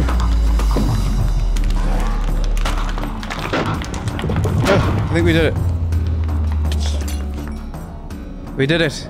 And so the Horde had been defeated. All that was left now was for me to escape my tomb and return to the surface. Now, I'm gonna be honest, I was hoping it would still be daytime, so I could use a nice cinematic shot of the world healing itself during the day. Although I suppose this nice rising sun on a new, uninfected world might also do the trick. Thank you so much for watching, and of course, thank you to all of the patrons. I love you all personally. But this isn't a democracy, and I love some more than others. Maya, Lara, Thecules, Shana, Olivia Jade, of course, Sophie, Blakey, Spider Boy, I hear the Web3 business is going well, Night Fox, Shana, Emily, Sarah, Stephen, Sock Boss, and of course the extraterrestrial. I love you all. Goodbye.